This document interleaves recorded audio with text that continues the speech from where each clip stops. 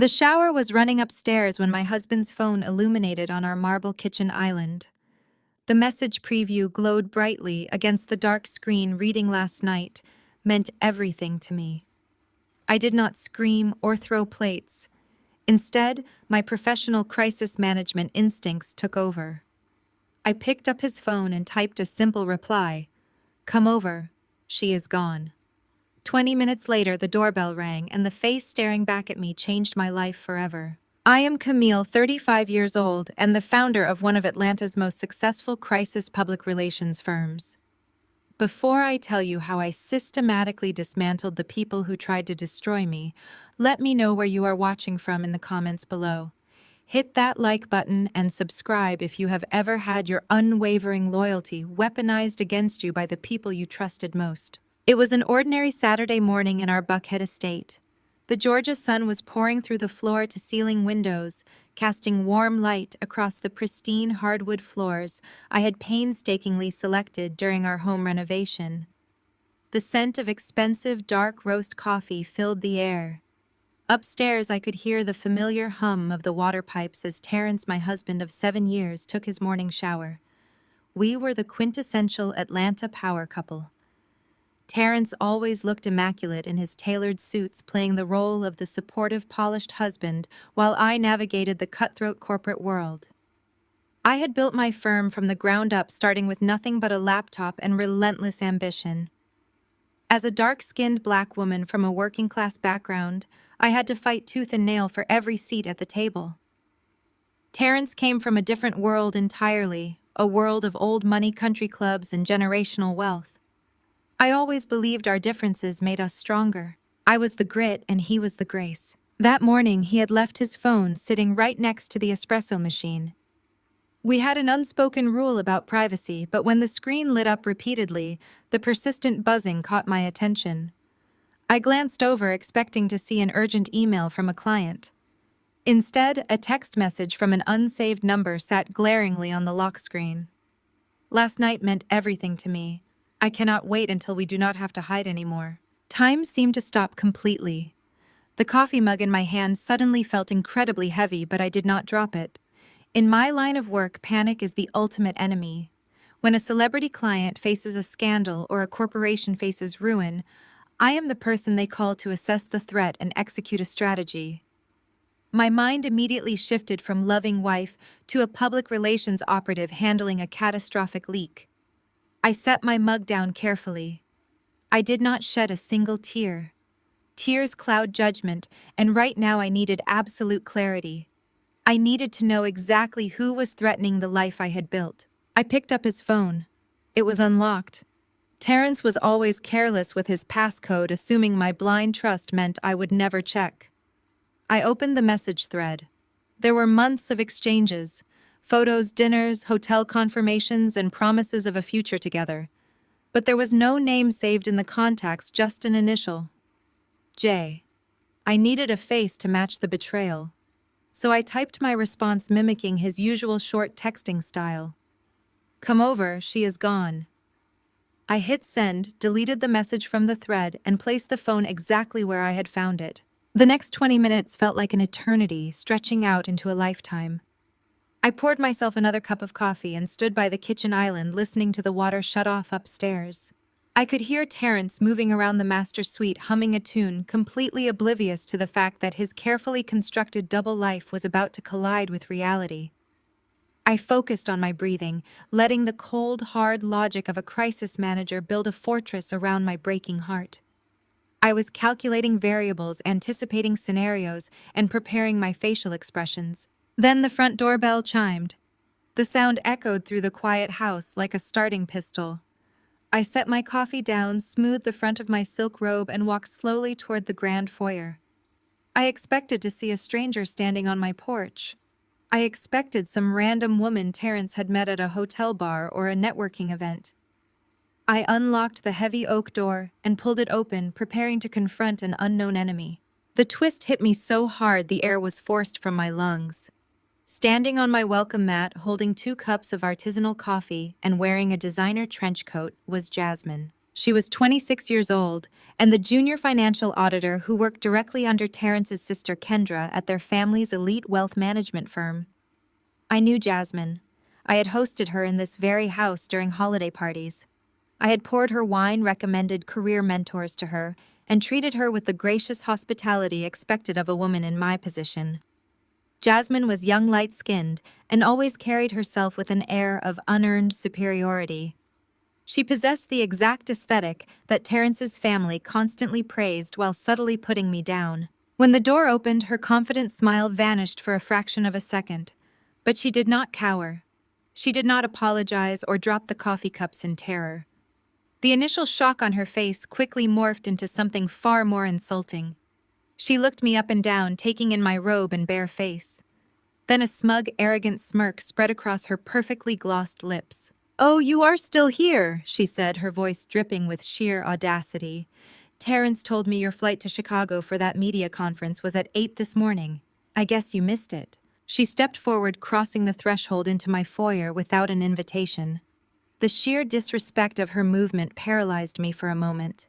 This was not just a random affair. This was a calculated, intimate betrayal. Jasmine was an employee of my in-laws. She worked directly for Kendra, the sister-in-law, who had always viewed me with thinly veiled contempt. The realization struck me with violent clarity. If Jasmine was boldly walking into my house on a Saturday morning, it meant she felt protected. It meant she was comfortable.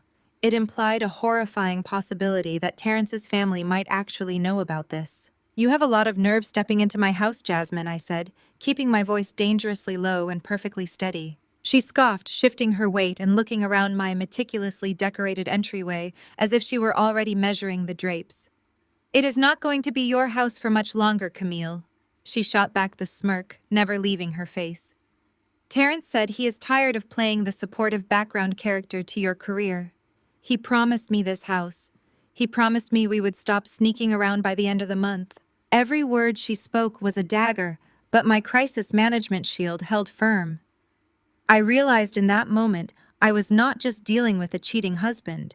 I was dealing with a coordinated attack on my life, my assets, and my dignity.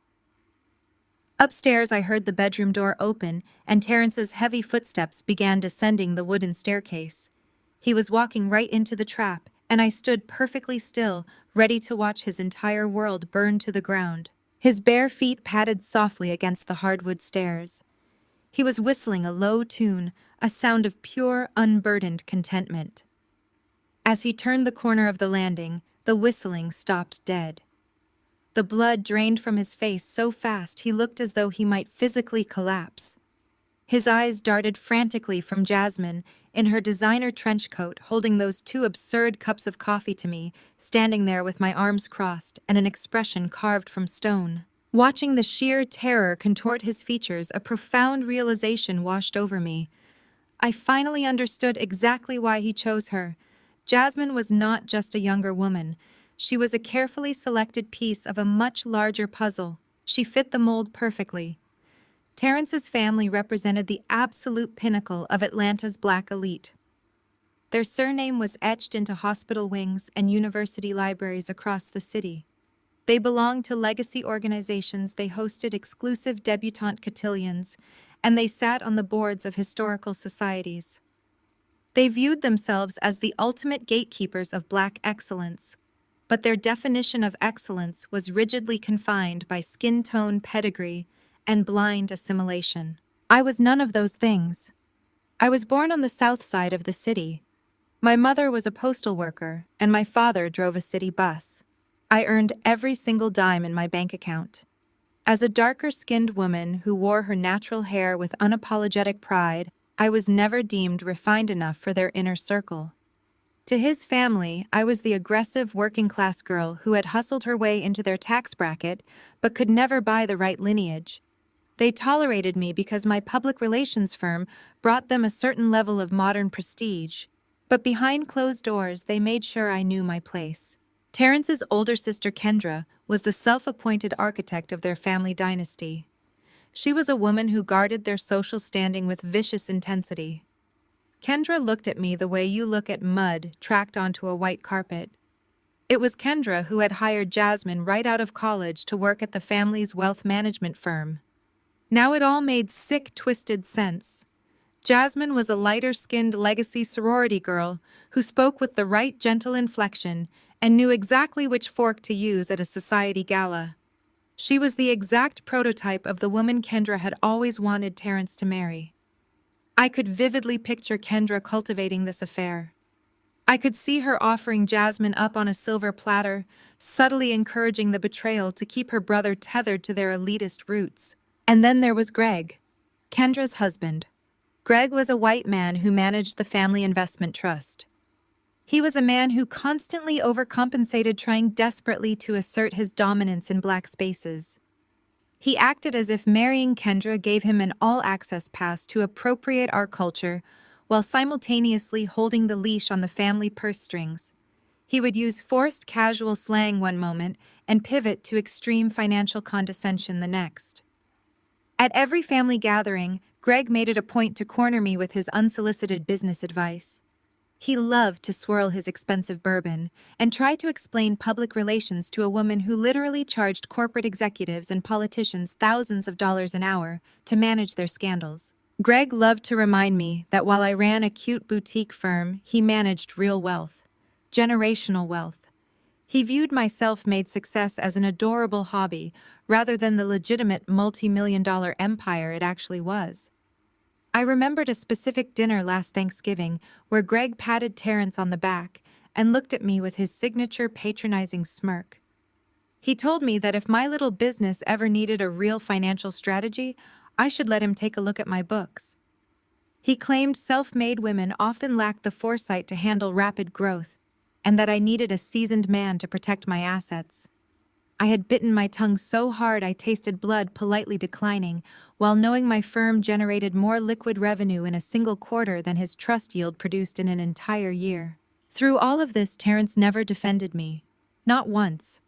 He would always pull me aside afterward and tell me to shrink my personality to keep the peace. He would say that Kendra was just protective of the family legacy, and Greg was just trying to be a helpful brother-in-law. I compromised my peace for 7 long years. I swallowed the constant microaggressions. I ignored Kendra's colorist remarks masked as helpful beauty advice. I endured Greg mansplaining my own industry to me. I did it all because I loved Terrence and truly believed our marriage was a sacred partnership that transcended his family's toxic dynamics. But looking at him now, I saw the truth. Terrence played the supportive husband for the cameras. We walked red carpets together and graced the covers of local magazines as Atlanta's ultimate power couple. But behind closed doors, he was incredibly weak. He was entirely dependent on his family's approval. He needed the validation of his sister and the financial safety net tightly controlled by his brother-in-law. He fundamentally resented my independence.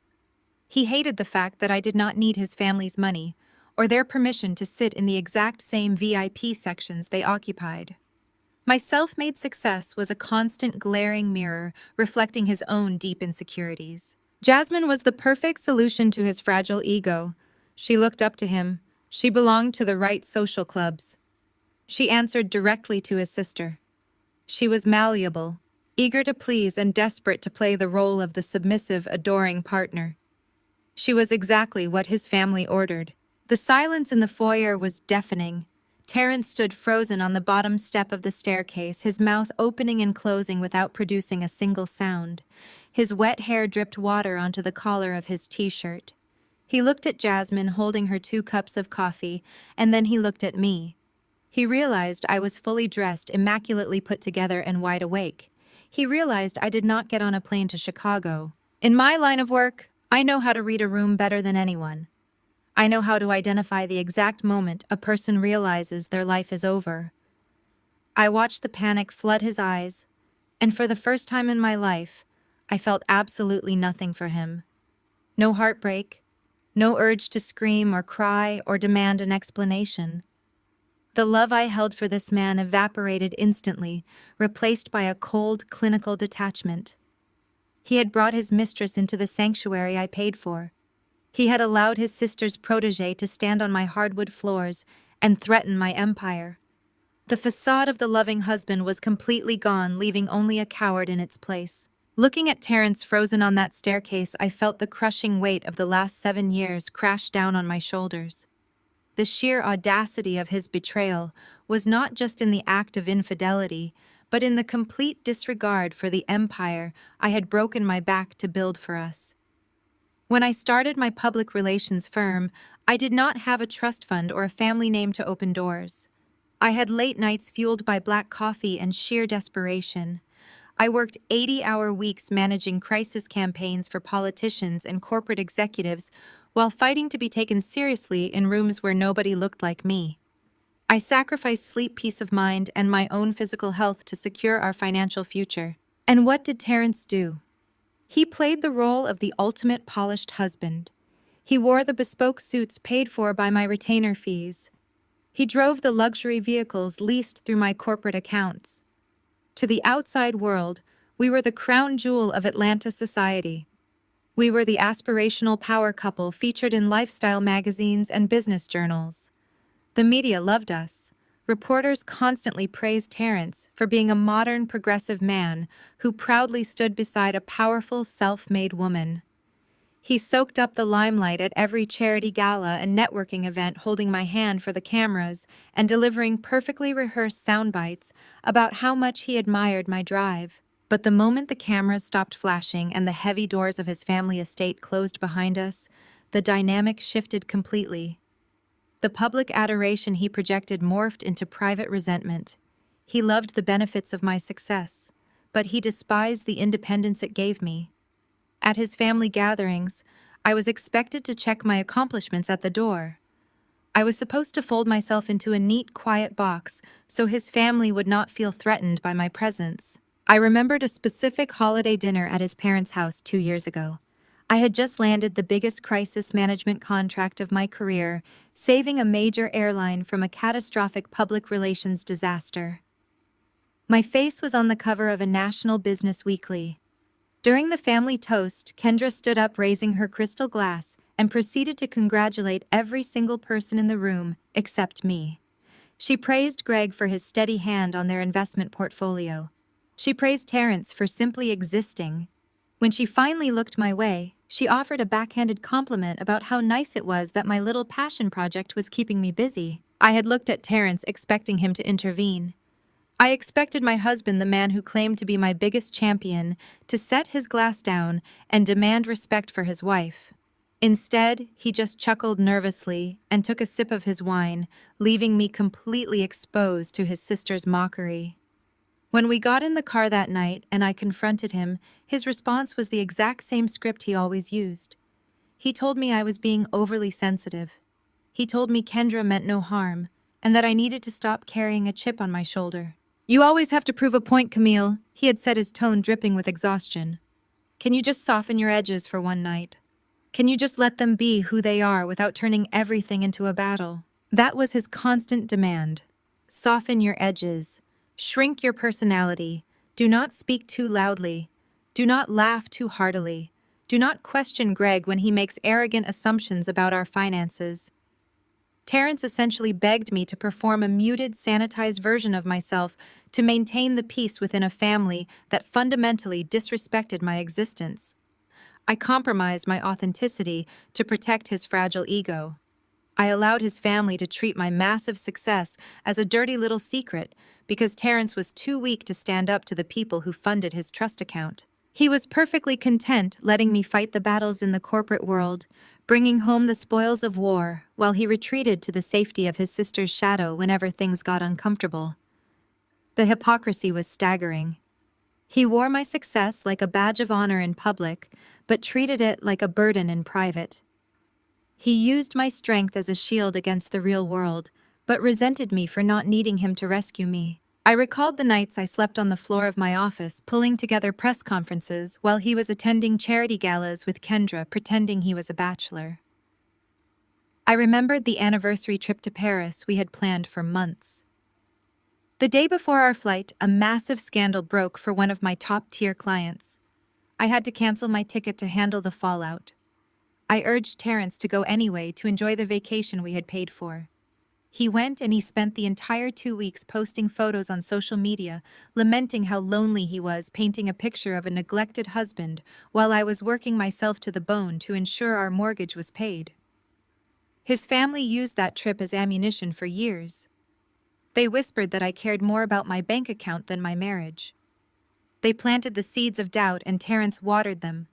He allowed them to spin a narrative that I was a cold, calculating career woman who left her poor, devoted husband to fend for himself. He weaponized my dedication to our shared financial stability as an excuse for his own wandering eye. I had spent 7 years apologizing for my ambition.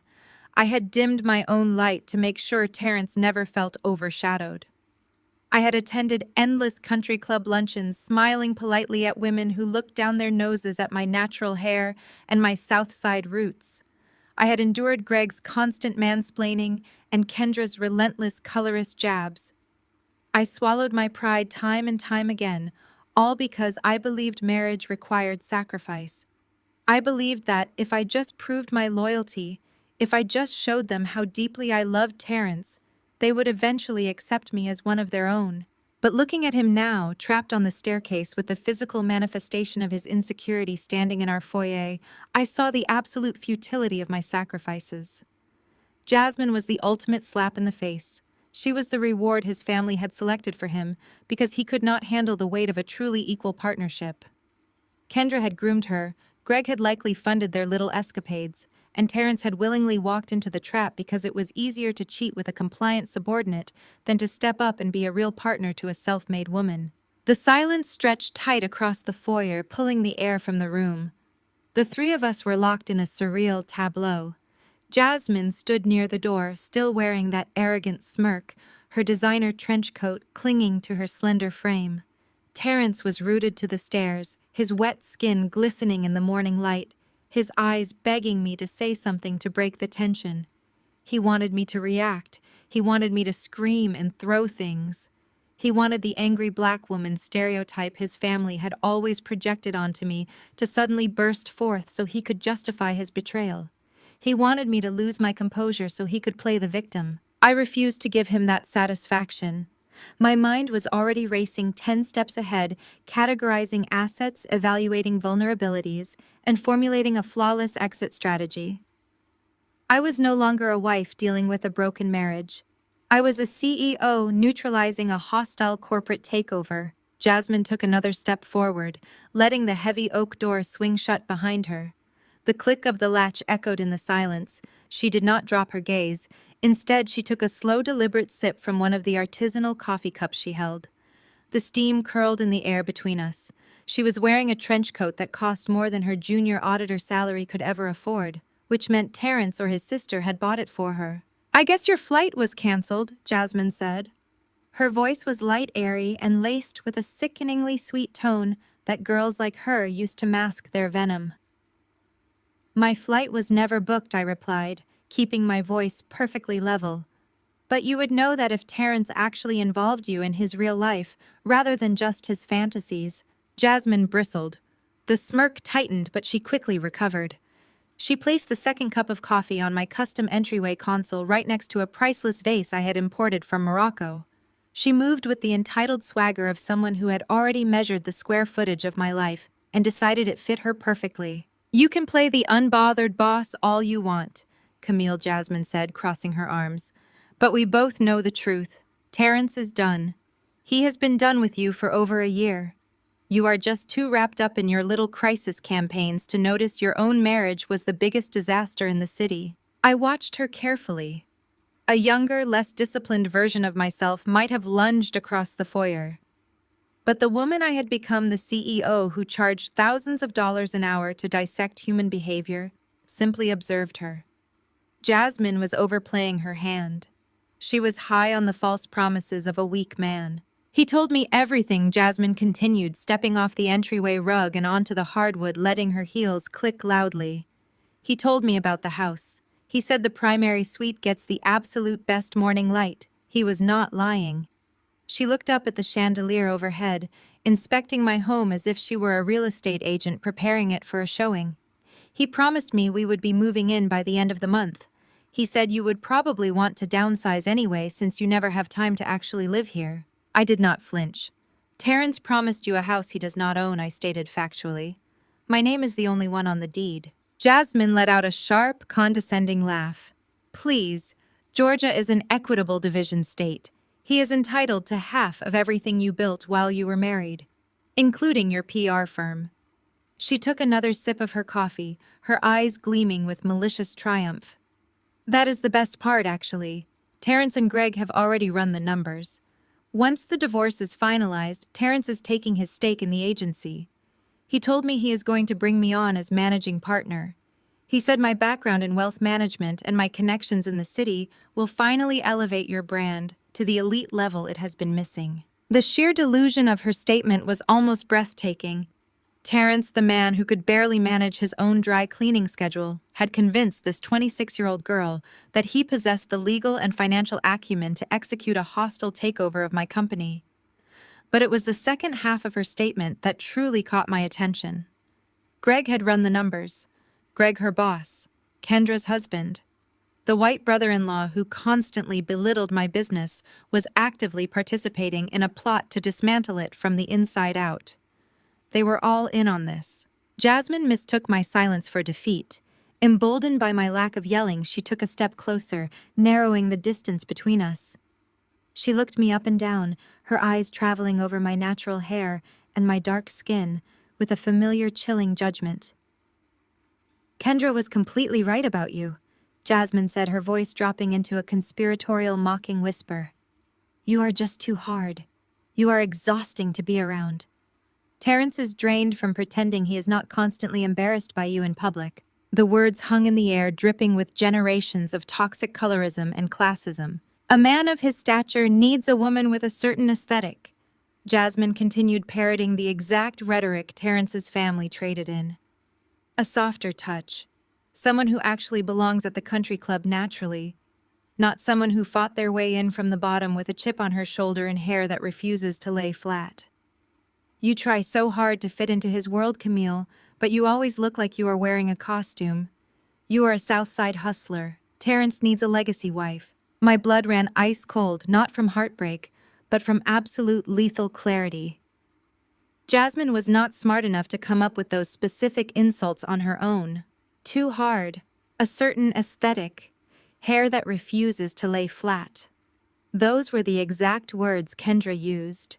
Those were the very phrases whispered at family dinners that Terrence swore he always defended me against. Hearing them fall from the lips of his mistress meant only one thing. Terrence had not just failed to defend me. He had actively participated in my degradation. He had fed my deepest private insecurities to this arrogant junior auditor. He had given his mistress the exact same ammunition his sister used, ensuring they could bond over their shared superiority complex at my expense. The ultimate betrayal was not the physical affair. The sex was mundane, a cliché as old as time. The true betrayal was the spiritual handover of my dignity. Terrence had sold my humanity to his family's elitist gatekeepers to buy his way back into their good graces. I looked at Jasmine standing there in her expensive trench coat, reeking of unearned privilege and stolen coffee. She actually believed she had won. She believed that because she had lighter skin, looser curls, and a legacy sorority paddle, she was inherently entitled to the empire I had built with my bare hands. She viewed my husband as a prize, and my business as her inheritance. She was banking on the old, tired hierarchy of Atlanta's elite, where proximity to whiteness and old money trumped actual brilliance and hard work. She thought her pedigree made her immune to consequences. Are you finished? I asked. My voice was so calm, so devoid of emotion, that Jasmine actually blinked in surprise. The smug smile faltered on her lips just for a fraction of a second. She had come here expecting a screaming match. She had prepared for an angry, volatile confrontation she could later report back to Kendra and Terrence as proof of my inherent aggression. She wanted a reality television fight. I was giving her a boardroom execution. I am just telling you the truth, Jasmine said, though her voice had lost a fraction of its arrogant momentum. You are reciting a script, I corrected her, taking a single, deliberate step forward.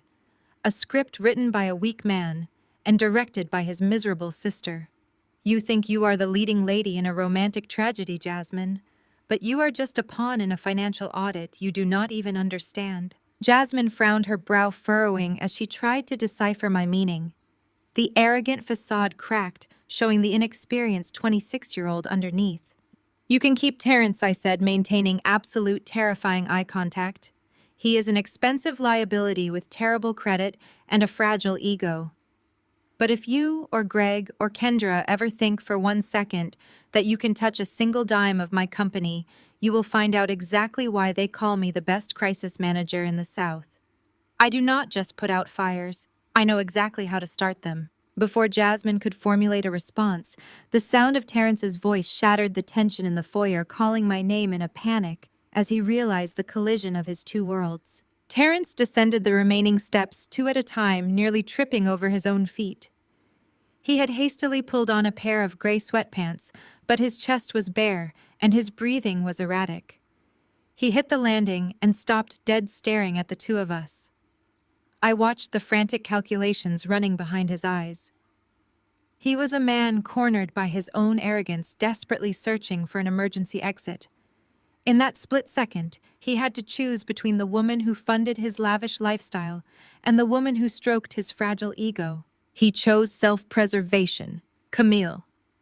"What is she doing here?" Terrence demanded. His voice was suddenly loud, booming with manufactured outrage. He pointed a trembling finger at Jasmine, who immediately lost her smug posture. "I told you to stay away from my house, Jasmine. Are you completely out of your mind?" I stood perfectly still, letting the scene unfold. Jasmine looked as though she had been physically struck. Her jaw dropped, and the 2 cups of artisanal coffee in her hands tilted dangerously, spilling hot liquid onto my pristine hardwood floors. "What are you talking about, Terrence?" Jasmine stammered, her voice pitching upward in confusion. "You literally just told me to come over. You said she was gone." Terrence did not miss a beat. He stepped past me, positioning himself as my protector, creating a physical barrier between me and his mistress. He was committing to the lie with a level of theatricality that would have been impressive if it were not so pathetic. "Babe, I swear to you, I have no idea why she is here," Terrence said, turning to me with wide, innocent eyes. "She works for Kendra at the firm. She has been acting increasingly erratic for months. Kendra warned me about her. She has developed this delusional obsession with me. She keeps showing up at my networking events, and now she is stalking us at our home. I am calling the police right now to have her removed for trespassing." The sheer magnitude of his cowardice was breathtaking. He was fully prepared to brand this 26-year-old woman as a deranged stalker. He was willing to destroy her professional reputation at his family's firm and involve law enforcement, all to save his own skin. He thought I was foolish enough to believe him. He thought my desire to save our marriage would override my common sense. Jasmine let out a sharp, incredulous gasp. "A delusional obsession. Terrence, are you serious right now? We have been sleeping together for a year. You told me you loved me. You told me you were leaving her this month." "She is lying," Terrence yelled, stepping closer to Jasmine, intimidating her with his physical presence. "You are crazy, Jasmine. You need psychiatric help. Get out of my house before I have you arrested." Jasmine's hand shook so violently she dropped the coffee cups completely. They hit the floor with a wet thud, splattering dark liquid across the baseboards. She reached into her designer trench coat, pulling out her phone with frantic, desperate movements. "I have the messages, Terrence," she cried, her voice cracking with the humiliating realization that the man she thought was her prize was actually tossing her to the wolves. "I have the pictures. I have the text you sent me 20 minutes ago, telling me to come over." "Actually, Jasmine, he did not send that text," I said. My voice was quiet, but it sliced through their screaming match like a surgical blade. The foyer fell dead silent. Both of them slowly turned to look at me. Terrence's chest heaved, his eyes wild and completely terrified. "I sent that text," I continued, keeping my hands casually clasped in front of me. "I saw your message on his lock screen while he was in the shower. You said last night meant everything to you, and that you could not wait until you did not have to hide anymore. So I unlocked his phone, and I replied." Come over. She is gone." Terrence stopped breathing. The color drained from his face, leaving him looking pale and sickly in the morning light. The grand performance was over. The protective husband routine shattered into a million irreparable pieces. He realized I had known the truth before I even opened the front door. He realized I had stood there and watched him lie to my face, attempting to gaslight me with a performance so vile it insulted my intelligence. Jasmine stared at me, her eyes wide with horrified understanding. She had walked willingly into a trap. There was no more running. There was no more hiding behind Kendra or Greg or his family name. Terrence was completely exposed. I watched his posture change. The panic in his eyes hardened, shifting rapidly into a defensive, furious glare. When a weak man is stripped of his lies, he inevitably turns to anger. He drops the shield and picks up a weapon. "You want to know why I did it?" Terrence snarled, his voice dropping an octave, vibrating with pure venom. He took a step toward me, abandoning Jasmine entirely. He was no longer trying to save the marriage. He was trying to inflict as much pain as possible on his way out. "Because you are never a wife to me, Camille," he spat. "You are a machine. You are a cold, calculating corporate machine. Everything is a business transaction with you. You care more about your clients and your media image than you ever cared about my needs." I did not blink. I did not step back. I let him show me exactly who he was. "You emasculate me every single day," Terrence shouted, throwing his hands up in frustration. "You walk around this house that you pay for acting like you own me. You never consult me. You never need me for anything. You do not want a husband, Camille. You want a prop to stand next to you on red carpets." Jasmine actually looks at me like I am a man.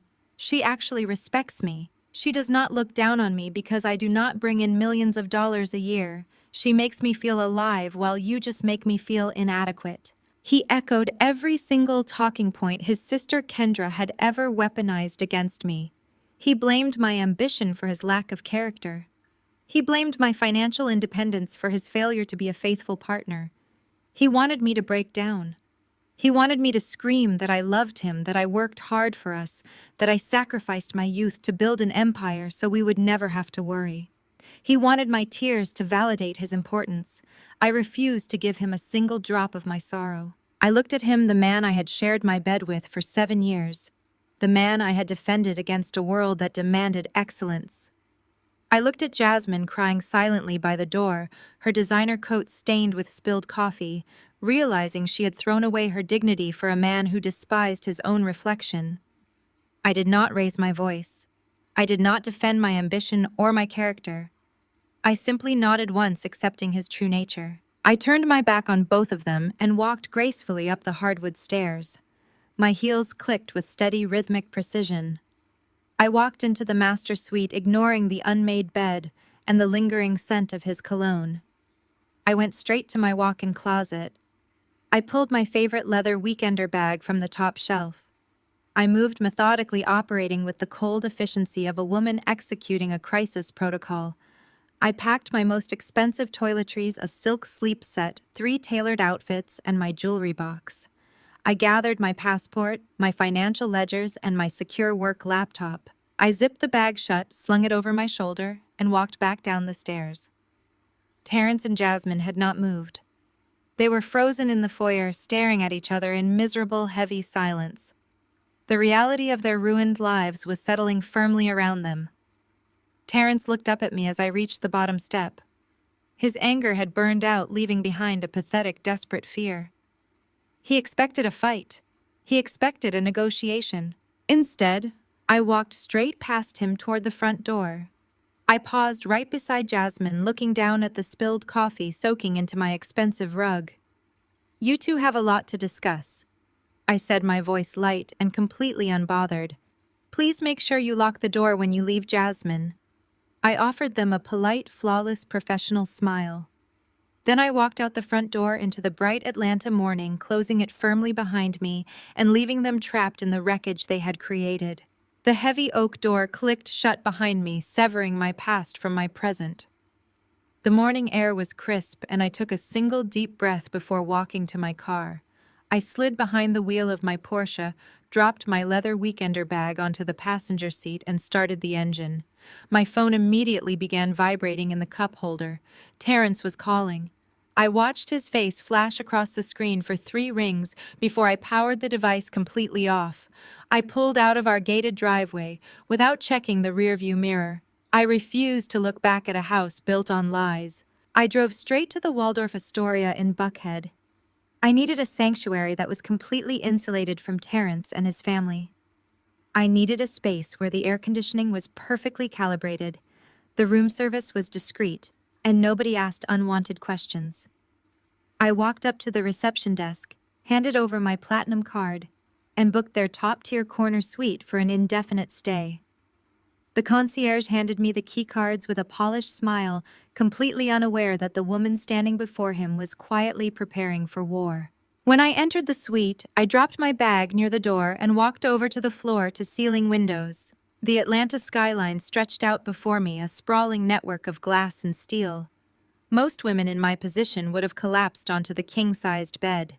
They would have called their best friends, poured a massive glass of wine, and sobbed until their eyes were swollen shut. But I did not have the luxury of falling apart. Crying is a biological reaction to pain, but it does absolutely nothing to protect your assets. I pulled my secure work laptop from my bag and set it on the mahogany desk in the corner of the room. This was no longer a marriage. It was a hostile corporate takeover, and I was the reigning chief executive officer. I opened a blank document and started typing.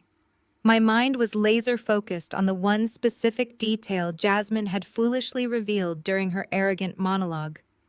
She claimed Terrence and his brother-in-law Greg had already run the numbers.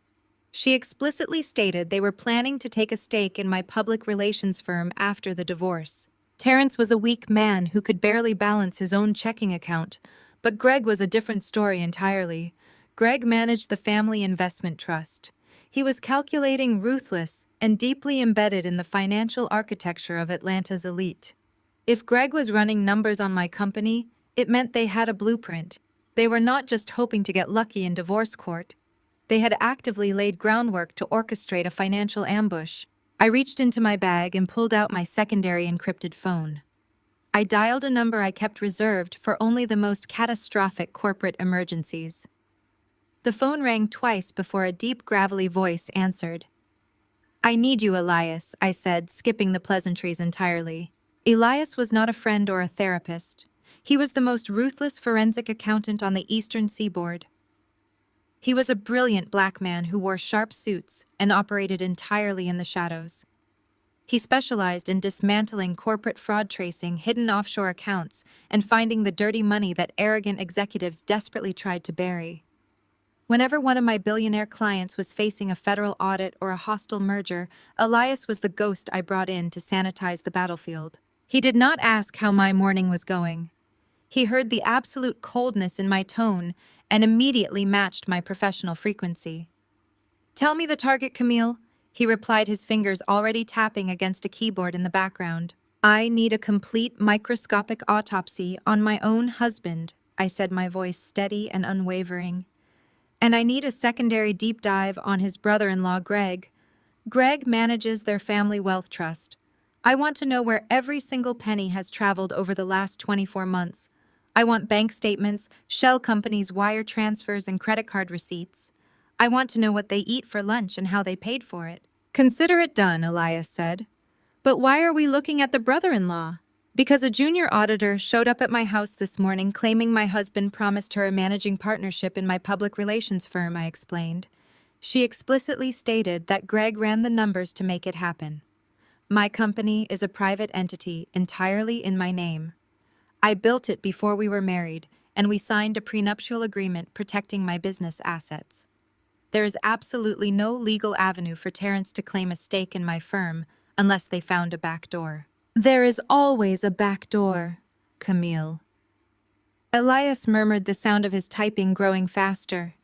"Arrogant men always leave a paper trail because they believe they are too smart to get caught.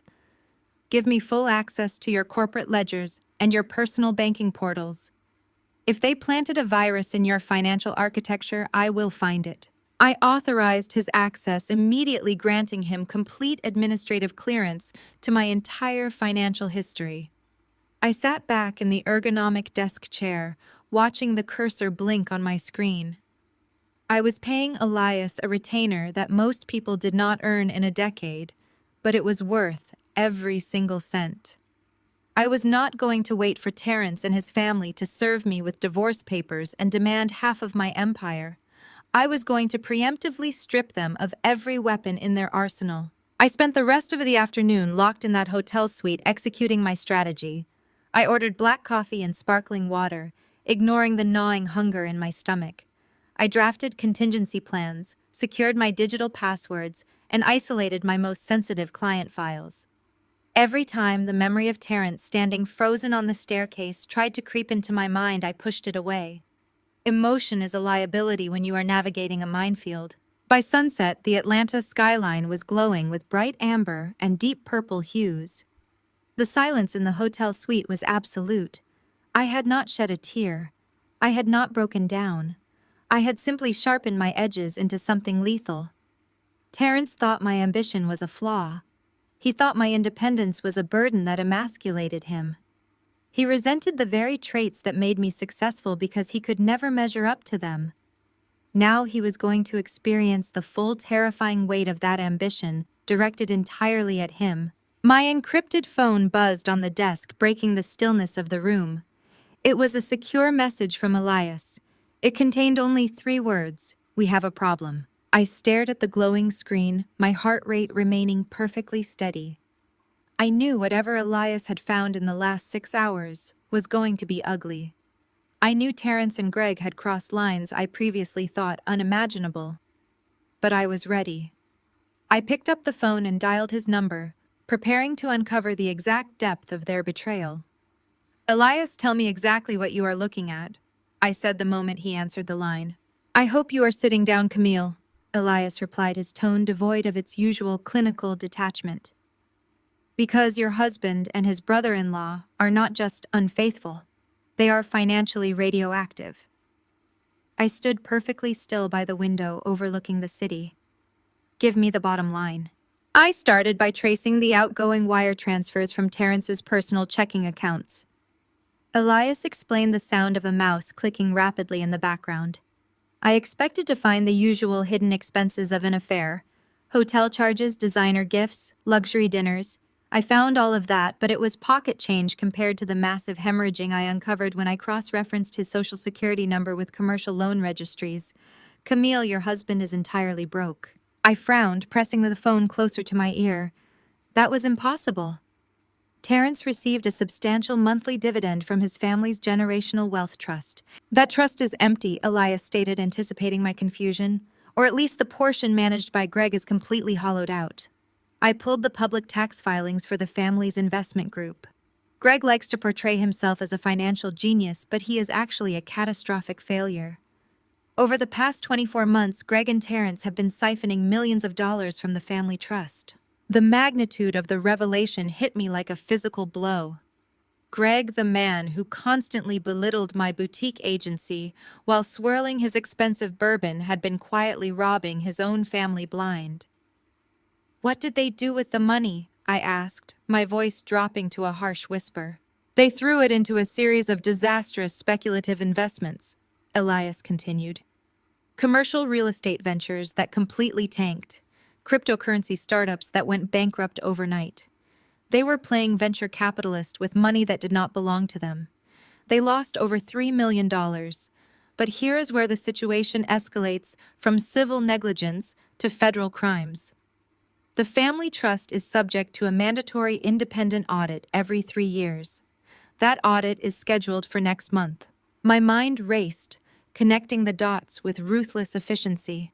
If the Board of Trustees discovered the missing millions, Greg would face immediate federal embezzlement charges, and Terrence would be cut off entirely from the family fortune.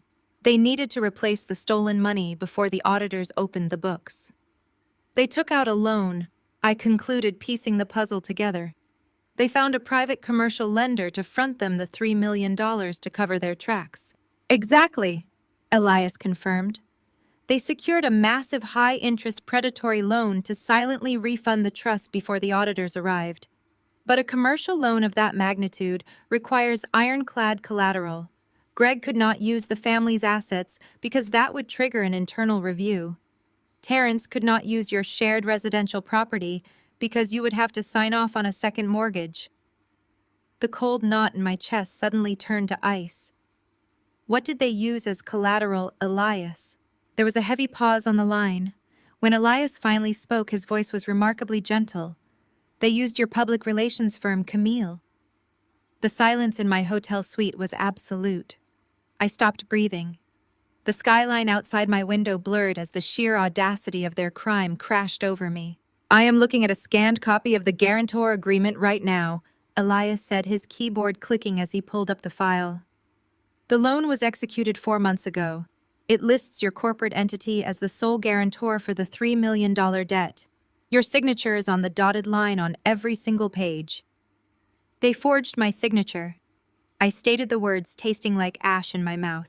A flawless forgery, Elias noted grimly. Terrence had access to your home office.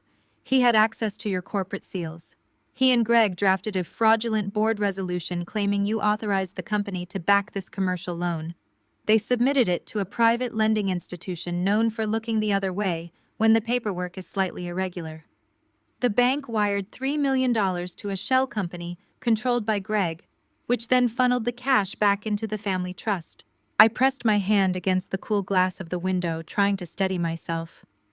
The betrayal was so deep, so entirely pervasive, it felt as though the floor had vanished beneath my feet. Terrence did not just resent my success. He actively weaponized it to save himself from federal prison. He allowed Greg, a man who treated me with nothing but racist and sexist condescension, to legally bind my life's work to a fraudulent debt. And Kendra knew. She had to know. The pieces slammed into place with sickening clarity. Kendra was desperate to protect the elite image of her family. She would never allow her brother and her husband to be exposed as common thieves. Instead of turning them in, she helped them construct a firewall. They were going to let the loan default, I said, speaking my realization aloud. That is the only logical endgame, Elias agreed. The interest rates on this loan are astronomical. Terrence and Greg cannot afford the monthly payments. They were planning to intentionally default. When that happens, the bank will legally seize the collateral. The bank will seize your public relations firm to liquidate the assets and recoup their $3 million, said. The true horror of Jasmine's smug declaration in my foyer finally made perfect sense. She was not just parroting Terrence's delusions, she was bragging about a documented financial assassination. Terrence and Greg planned to let the bank strip me of my company. Once my firm was distressed and seized, Greg would likely use another anonymous shell company to buy my assets back for pennies on the dollar. They were going to wipe me out entirely, steal the empire I built with my own blood and sweat, and then install Jasmine as the puppet managing partner of the newly acquired agency. They intended to leave me bankrupt, facing complete professional ruin, and potentially staring down the barrel of an IRS investigation for a fraudulent loan I never knew existed. They were going to walk away completely clean, their reputations intact, their family trust replenished, and my entire existence reduced to collateral damage. I took a slow, deep breath, pulling oxygen back into my burning lungs. The anger I felt was no longer hot or chaotic. It was absolute zero. It was the freezing, terrifying calm of a woman who realizes she is surrounded by monsters and decides to simply become the apex predator. "Send me every single document," I told Elias, my voice ringing with lethal authority. "Send me the forged signatures, the loan agreements, the routing numbers, and the shell company registrations. I want every fingerprint they left on this crime." "I am sending the encrypted files to your secure portal right now, Camille," Elias said. "What is your next move? Do you want me to contact the authorities?" "No," I replied instantly. "If we call the authorities right now, Greg and Terrence will panic. They have the money and the connections to bury the evidence and tie me up in litigation for the next 10 years. I am not going to fight them in a courtroom, Elias. I am going to execute them in broad daylight." I ended the call and walked back to my desk. The woman who had woken up that morning was dead. Terrence had successfully killed his wife. But the CEO he had unknowingly awakened was about to tear his entire family dynasty straight down to the studs. The encrypted folder from Elias materialized on my laptop screen with a soft chime.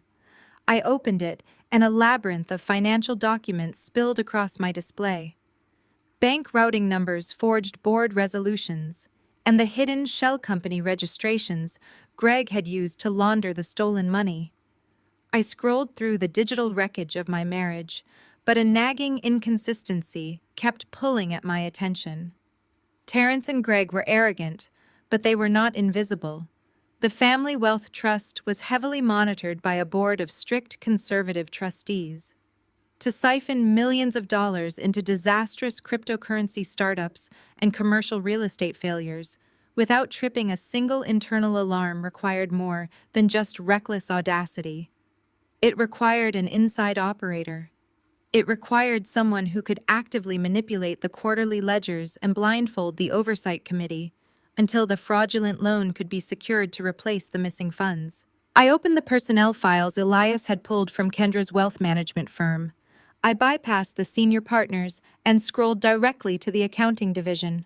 Jasmine's professional headshot stared back at me. Her title was listed as Junior Financial Auditor. The final piece of the puzzle snapped into place with a sickening, violent click. Jasmine was never just a side piece. She was not a naive 26-year-old girl swept off her feet by an older, wealthy man. She was the architect of the cover-up. I cross-referenced the dates of her promotion with the exact timeline of Greg's massive investment losses. They mirrored each other perfectly. When Greg and Terrence realized they had vaporized millions of dollars of family money, they panicked. They needed someone with administrative access to the firm's auditing software to cook the books. They needed someone who could alter the balance sheets and generate fake yield reports to keep the board of trustees oblivious. Jasmine was the perfect candidate. She was young, ambitious, eager to climb the social ladder, and already desperate for Kendra's approval. Suddenly, her arrogant behavior in my foyer that morning made terrifying logical sense. The designer trench coat, the absolute audacity to stand on my hardwood floors and claim my house, the sheer confidence when she declared she would be the new managing partner of my public relations firm. Those were not the delusional fantasies of a mistress blinded by love. Those were the negotiated terms of a criminal contract. Terrence and Greg could not pay Jasmine for her illegal accounting services in cash without leaving a massive, easily traceable paper trail. So they promised her my life instead. They groomed her to believe that once they successfully bankrupted me, she would inherit my empire. They weaponized her ambition and stroked her ego, convincing her that she was inherently more deserving of my success because she fit their elitist aesthetic. They turned her into a willing executioner, offering my house and my company as her payout for committing corporate fraud. I leaned back in my ergonomic chair, staring at the ceiling of the hotel suite, as the full, sheer evil of their endgame materialized in my mind. The financial assassination they had planned for me was far more brutal than simply stealing my assets. It was designed to annihilate my freedom entirely. If Terrence and Greg intentionally defaulted on the $3 million loan, the bank would not just seize my public relations firm. A commercial default of that magnitude immediately triggers automated federal oversight.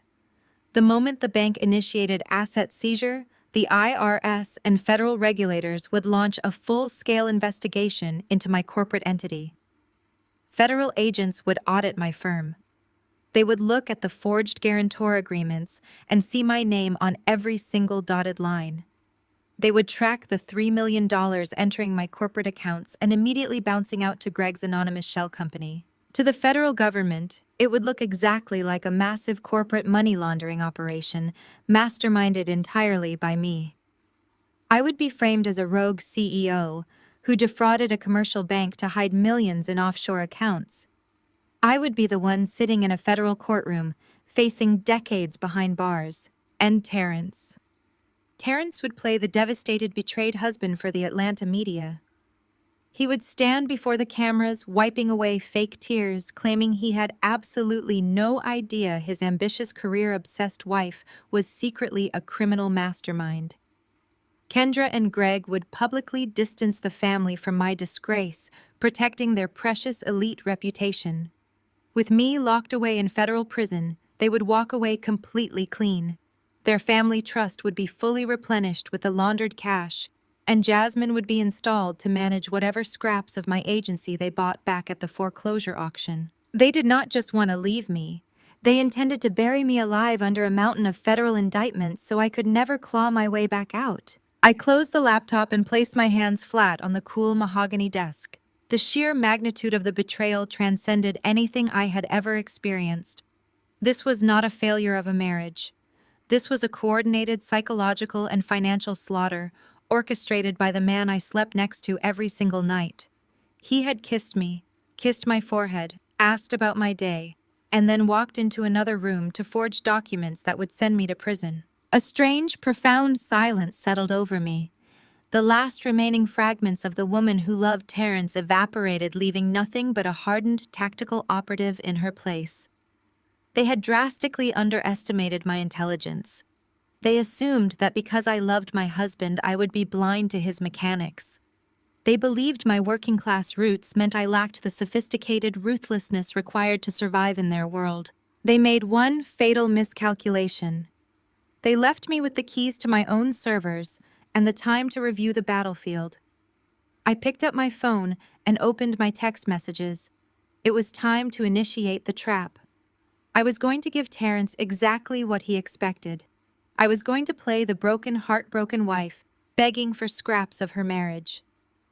I would lull them into a false sense of absolute security, making them arrogant and sloppy. I began typing the message that would seal their destruction. I stared at the glowing screen of my encrypted phone, formulating the exact message a broken woman would send. A woman whose primary concern was her failing marriage, completely blind to the federal crimes being plotted against her. I needed to craft a text that sounded desperate, devastated, and willing to compromise. I allowed my thumbs to channel the ghost of the wife Terrence thought I was. Terrence, I am devastated. I do not even know who you are right now, but I cannot just throw away 7 years of marriage without trying. I need time to think and process everything that happened this morning. I am staying at a hotel for a few days to clear my head. Please do not contact my family or the press. I am willing to go to counseling if you are willing to cut all ties with her. I read the message twice. It was a masterpiece of pathetic submission. It hit all the right notes of vulnerability and desperation, but most importantly, it promised silence. By begging him not to contact the press or our families, I was giving him exactly what he needed, which was time to finish his financial maneuvering without any public scrutiny. I pressed send and tossed the phone onto the desk. It only took 4 minutes for him to reply. I watched the text bubble pop up on the screen, and I could practically smell his relief through the digital interface. Camille. I am so sorry for how things escalated today. You are right, we need to protect our privacy right now. Take all the time you need at the hotel. I will give you space. I am open to counseling when you are ready. Let us keep this between us so it does not affect the business. I let out a sharp, humorless laugh that bounced off the glass windows of my suite. Let us keep this between us so it does not affect the business. He was projecting his own fears onto me, using my agency as a shield, while he actively sharpened the knife he planned to plunge into its back. He believed I was sitting on a plush hotel bed, wiping away ruined makeup and wondering where our love went wrong. He thought he had successfully managed the fallout. He thought his empire was safe. I had to force down the visceral nausea every time I thought about Terrence smiling at me across our kitchen island while orchestrating my federal indictment. The betrayal stung with a ferocity I had never known. This was a man whose family I had embraced, whose dreams I had funded, and whose insecurities I had coddled for the better part of a decade. He was willing to watch me get dragged away in handcuffs just so he could keep attending his country club galas. The emotional weight of that reality could easily crush a person. It could paralyze you with grief. But I took that pain, I compartmentalized it into a tight, heavy box in my chest, and I used it as pure, unadulterated fuel. I channeled every ounce of heartbreak into executing the most flawless corporate counterstrike in Atlanta history. I needed them to feel absolutely victorious. I needed them to drop every single defensive barrier they possessed. My carefully crafted texts were the anesthesia required to put them to sleep before the surgery began. Over the next 48 hours, my false surrender yielded incredible dividends. Arrogance is a deeply predictable flaw. When narcissistic men believe they have successfully subdued a powerful woman, they become incredibly sloppy. They mistake silence for submission and grace for stupidity. Terrence and Greg were no exception. With the immediate threat of a messy public divorce seemingly neutralized, they accelerated their timeline. Elias monitored their digital footprints in real time, feeding me constant updates through our encrypted portal. Greg authorized a massive transfer of funds from his shell company back into the family trust, assuming the forged commercial loan backing the maneuver was perfectly secure. He did not bother routing the money through secondary blind accounts. He used his primary management credentials, leaving a glaring neon trail directly from the fraudulent payout to his own desk. Jasmine, meanwhile, was acting exactly like a mistress who believed she had just won the lottery. Elias flagged several large purchases on Terrence's secondary credit cards. Designer bags, luxury spa appointments, and non-refundable deposits on a high-end interior designer. She was already picking out custom furniture for the Buckhead estate she thought she was about to inherit. They were parading around the city feeling untouchable. Kendra even posted a cryptic quote on her social media about how strong families always weather the storm, a thinly veiled victory lap, celebrating what she assumed was my impending mental collapse. I ignored all of it. I did not engage. I did not log on to my social accounts to post subliminal responses.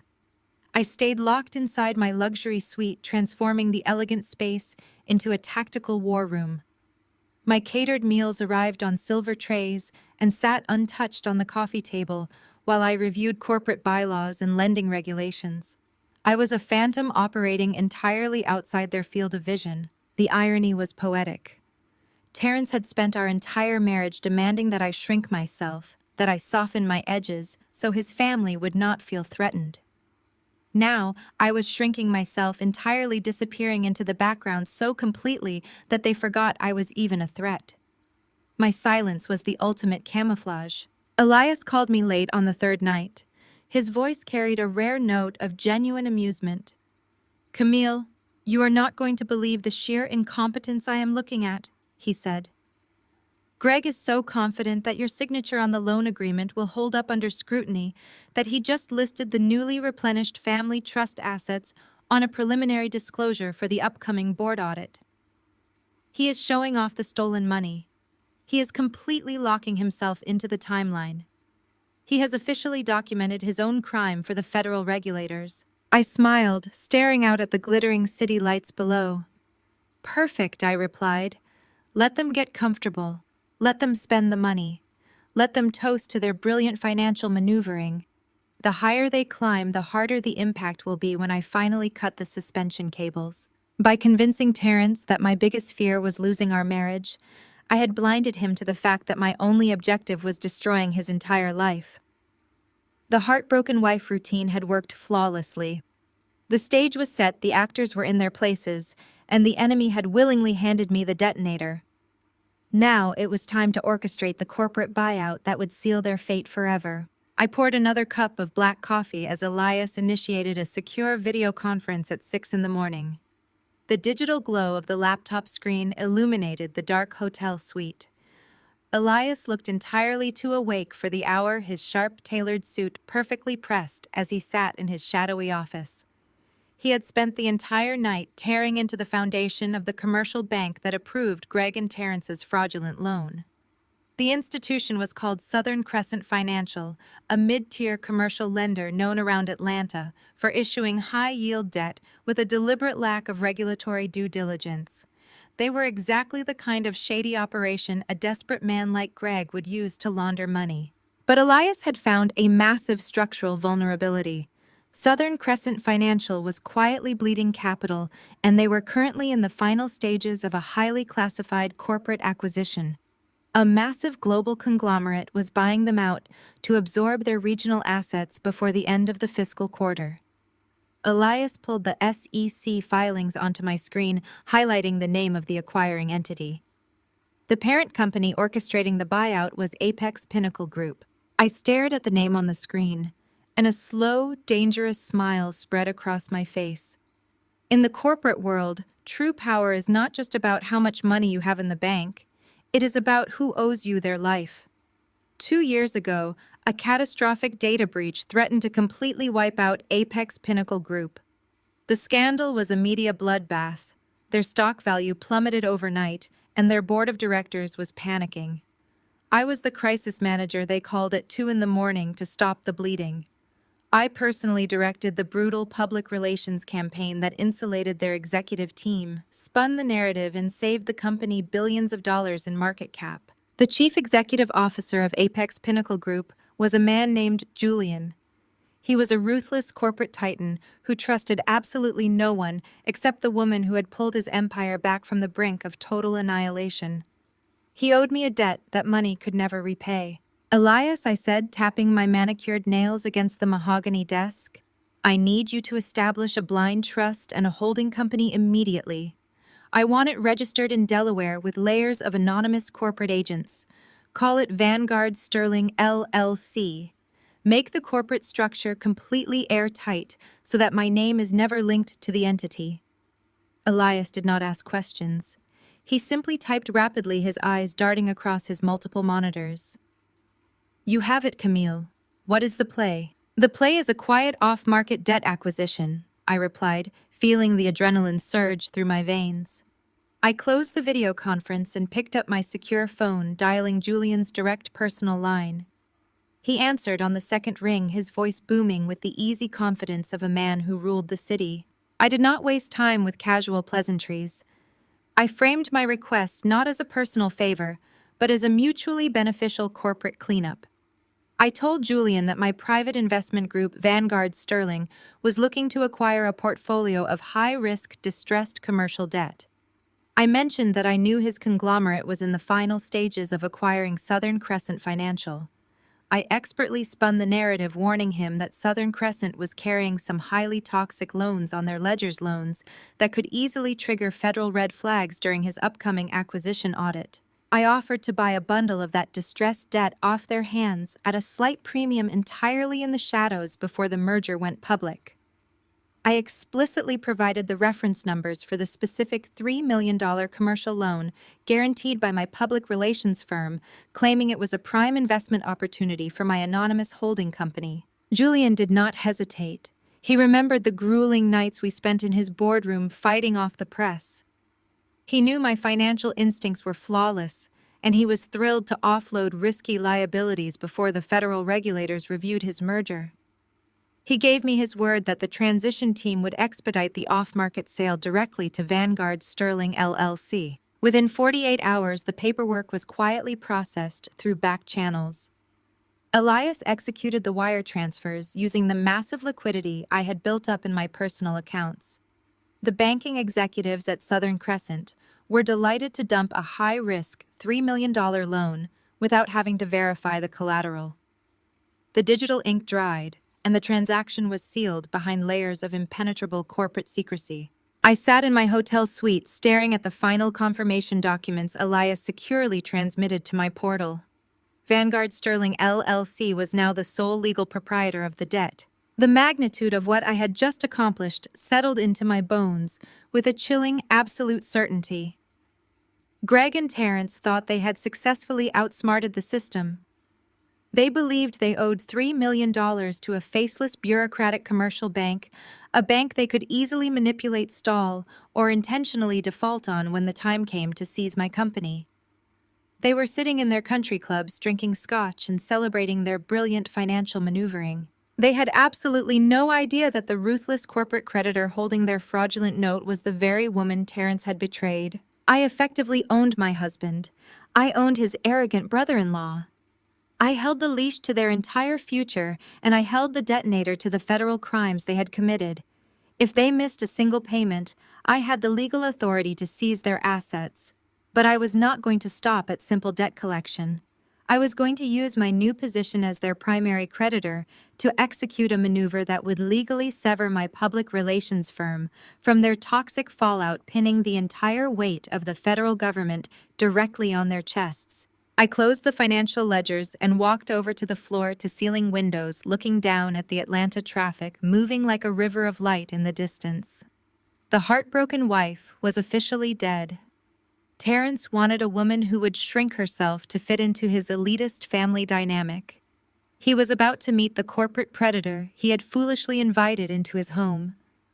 The trap was perfectly constructed, and it was time to isolate my enemies completely. I called Elias back, giving him the green light for the final phase of our financial operation. Owning the debt was the ultimate leverage, but keeping my company attached to a fraudulent loan was a loose end I refused to leave unresolved. I needed to amputate my public relations firm from their sinking ship, leaving Terrence and Greg holding the bag of high treason all by themselves. When I first incorporated my public relations agency years ago, I did not use a standard template. I hired a ruthless team of corporate attorneys to draft my operating agreements. As a Black woman building an empire from the ground up, I knew I had to protect my assets from every conceivable angle. Embedded deep within the bylaws of my company was an obscure but ironclad indemnification provision known as a fraud clause. It explicitly stated that any encumbrance placed on the company using forged, unauthorized, or coerced signatures would immediately render the corporate liability null and void, shifting the entire legal and financial burden directly back onto the offending individuals. Greg and Terrence had never bothered to read my corporate bylaws. They viewed my business as a cute little hobby, completely underestimating the sophisticated legal architecture protecting it. They assumed forging my signature was a clean, victimless crime that would easily bind my assets to their debt. Elias, I said, pacing the length of my hotel suite, I want to initiate a formal corporate restructuring. Let us convert my agency into an S corporation under a newly formed parent holding company. Elias let out a low whistle of appreciation through the speaker. You are triggering a mandatory compliance audit. Once you file for restructuring, the state requires a comprehensive review of all outstanding corporate liabilities. Exactly, I replied, my voice cold and precise. When the state compliance officers hit the $3 million commercial loan guarantee, I will formally contest it. I will submit the sworn affidavits from my forensic handwriting experts proving my signature was forged. I will provide the digital location logs proving I was physically out of state managing a client crisis on the exact day that document was supposedly signed in Greg's office. The beauty of the maneuver was its absolute lethal legality. The moment I officially contested the fraudulent guarantee, Vanguard Sterling, the anonymous creditor that I now controlled, would be legally obligated to reject the collateral. My public relations firm would be instantly severed from the debt, leaving the $3 million loan completely unsecured. In the commercial banking world, an unsecured high-risk loan of that magnitude instantly triggers a default protocol. The liability would violently snap back onto the primary signatories and the direct beneficiaries of the stolen funds. Greg, Terrence, and Kendra's precious family trust. Elias began drafting the restructuring filings immediately, his keyboard clicking with rhythmic intensity. The moment Vanguard Sterling officially invalidates the collateral due to forgery, federal banking regulations require us to report the fraud to the authorities, Elias explained. We will be legally obligated to hand the entire file over to the Internal Revenue Service and the Federal Bureau of Investigation. File the restructuring paperwork, I commanded. I sat at my desk and watched the digital progress bar on my screen as Elias submitted the documents to the state registry. Every pixel moving across the screen represented a nail in the coffin of my marriage and the destruction of the family that had treated me like disposable trash.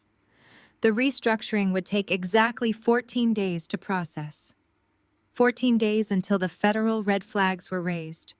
14 days until the trap snapped shut. Greg and Terrence had structured their entire embezzlement scheme around the assumption that I would take the fall. They had groomed Jasmine, bought her designer coats, and promised her my home, all under the delusion that they were the smartest men in Atlanta. They thought they had insulated their generational wealth and protected their elite reputation by throwing the working-class girl to the wolves. Instead, they had unwittingly handed me the absolute power to dictate their sentences. By initiating the fraud clause, I was not just saving my company, I was actively locking them inside a burning building and swallowing the key. When the federal agents traced the forged loan, they would not find a naive, careless wife. They would find the airtight digital trail. Elias and I had meticulously curated a trail that led directly from the fraudulent signature to Greg's shell company and straight into the family trust. The psychological satisfaction was intoxicating. I had completely isolated the enemy. Terrence was still texting me every single morning, playing the role of the patient, remorseful husband, giving me the space I requested to think about our marriage. He sent me paragraphs about how much he valued our partnership, promising that we could fix things if we just kept our issues private. He was actively trying to manage my emotions to ensure I did not look too closely at our finances before his fabricated loan default. I responded with polite, distant text messages, keeping him utterly comfortable in his deception. I needed him relaxed. I needed him to show up to his family's highly publicized charity gala feeling victorious. The annual gala was the crown jewel of their social calendar. It was the night they paraded their wealth and status in front of the entire city, demanding respect and adoration from the Atlanta elite. They believed I was currently hiding in a hotel room, broken, weeping, and desperately clinging to the fragments of my ruined marriage. They thought they had broken my spirit, ensuring I would arrive at their charity gala, ready to submit to their demands to keep the peace. I closed my laptop and walked into the lavish marble bathroom of my suite. I looked at my reflection in the mirror. The dark skin they ridiculed, the natural hair they deemed unrefined, the ambition they tried to punish. Everything they hated about me was exactly what gave me the strength to survive them. The trap was perfectly set. The jaws were wide open and waiting. I was going to give them the society event of the century. 3 weeks passed with the agonizing slowness of a ticking time bomb. Tonight was the night. The annual charity gala, hosted by my in-laws, was the undisputed apex of Atlanta high society. They had rented out the grand ballroom of the St. Regis, sparing absolutely no expense to project their generational wealth.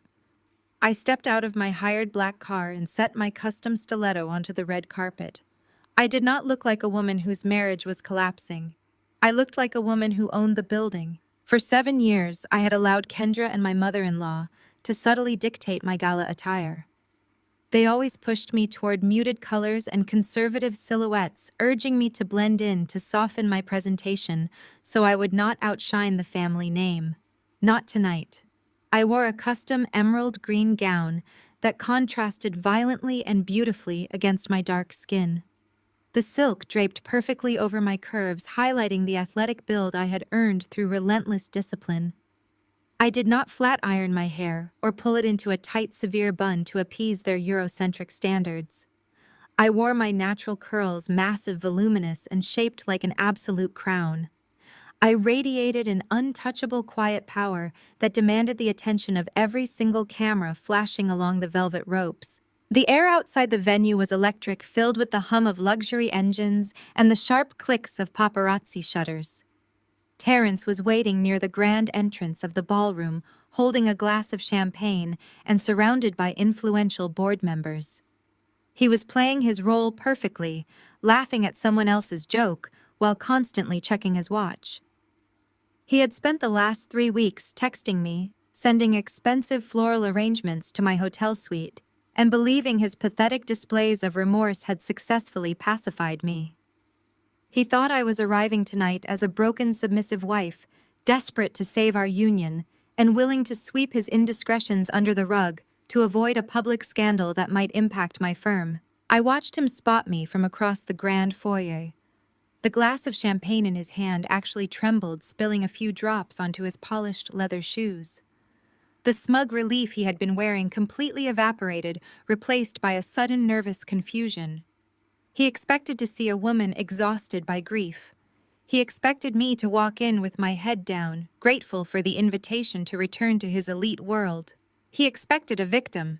Instead, he was staring at a predator disguised in emerald silk. He quickly handed his glass to a passing waiter and rushed toward me, his panic poorly concealed beneath his tailored tuxedo. The local press instantly swarmed, snapping photos of Atlanta's favorite power couple reuniting on the red carpet. Terrence forced a wide mechanical smile, reaching out to wrap his arm around my waist, to claim me for the cameras, to present a united front to the predators in his social circle. "You look incredible, Camille," he whispered through clenched teeth, maintaining his bright smile for the photographers. "I was worried you were not going to show up. Thank you for coming. Thank you for giving us a chance to fix this." I did not lean into his touch. I kept my posture rigidly perfect, standing exactly 2 inches away from his body, so his arm awkwardly hovered behind my back, without actually making contact. I turned my head just enough to let the cameras capture my flawless profile while whispering back to him. "I would never miss your family's biggest night, Terrence. I am here to give everyone exactly what they deserve." He mistook my cold composure for a clumsy attempt at maintaining our public image. He thought I was holding it together for the sake of his family's reputation, just like I always did. He thought my compliance was guaranteed by my desire to protect our shared brand. He leaned in closer, his voice dropping to a low, urgent whisper, hoping to soothe the woman he believed he had conquered. "We will talk tonight after the gala," he promised, his breath hot against my ear. "Just you and me. I promise I am going to make everything right. I have ended things with Jasmine completely. She is out of the picture. I am dedicated to this marriage, Camille." I realized what I almost lost. I almost laughed out loud. He was lying through his teeth with a practiced ease that made my stomach turn. Elias had sent me a digital alert just 4 hours ago, showing Terrence had booked a luxury suite for Jasmine at a boutique hotel less than 2 miles away. He was still playing both sides of the board, convinced he could manipulate his naive workaholic wife while keeping his subordinate mistress on standby for an after-party. He thought he was orchestrating a masterclass in deception. He had absolutely no idea that the federal government was already finalizing the paperwork to seize his entire life. I offered him a slow, chilling smile that did not reach my eyes. "Let us just get through the announcements, Terrence," I said smoothly. "I have a feeling tonight is going to change everything for us." He exhaled a deep sigh of relief, interpreting my words as a promise of reconciliation. He offered me his arm, gesturing toward the grand double doors of the ballroom, where the Atlanta elite were clinking crystal glasses and trading empty pleasantries. The sheer hypocrisy of the event was staggering. Hundreds of wealthy individuals were gathered to donate to charity, while the very hosts of the evening had embezzled millions from their own trust. I placed my hand lightly on his sleeve, allowing him to escort me into the lion's den. I walked into a room filled with people who had spent 7 years looking down on me, whispering about my background and praying for my downfall. The ballroom was a masterpiece of excessive opulence. Crystal chandeliers cast a warm golden light over tables draped in white silk and adorned with towering floral centerpieces. Waiters in pristine white jackets glided silently through the crowd, carrying silver trays of caviar and vintage champagne. Everywhere I looked, I saw the gatekeepers of Atlanta society. Politicians, wealthy real estate developers, and legacy families exchanging polite smiles and strategic gossip. These were the people who judged my working-class roots, who questioned my refinement, and who happily accepted my public relations discounts, while silently excluding me from their inner circles. Terrence led me through the crowd, his chest puffed out with unearned pride. He nodded to colleagues and shook hands with investors, acting as if he were a king returning to his court with his prized queen on his arm. He introduced me to a group of banking executives, enthusiastically praising my recent corporate campaigns, playing the role of my biggest fan. His performance was flawless and nauseating. I nodded gracefully, acknowledging the compliments with brief, articulate responses. I was polite, but I offered none of my usual warmth. I was not there to network or build bridges. I was a demolition expert surveying the structural supports of a building I was about to bring down. I excused myself from Terrence and his group of banking executives, claiming I needed to refresh my drink. As I glided across the ballroom floor, the crowd naturally parted for me. I caught my reflection in the mirrored pillars and knew exactly why. I did not look like a victim. I looked like a queen surveying her territory. But in circles like this, confidence in a dark-skinned woman is often treated as an act of aggression. I approached the champagne tower and found myself standing just a few feet away from my sister-in-law. Kendra was holding court with 3 other women who all shared her lighter complexion and her rigid dedication to European beauty standards. They were wearing pastel gowns, with flat-ironed hair, sipping their drinks, and casting judgmental glances at anyone who did not fit their narrow definition of acceptable black wealth. Kendra spotted me approaching. She did not lower her voice when she leaned in to speak to her friends. In fact, she deliberately pitched her tone so it would carry over the ambient music. "It is honestly so brave how Camille refuses to tame that hair for formal events," Kendra said, swirling her champagne. "You would think a woman of her complexion would want to blend in a little more. The emerald green is just so loud.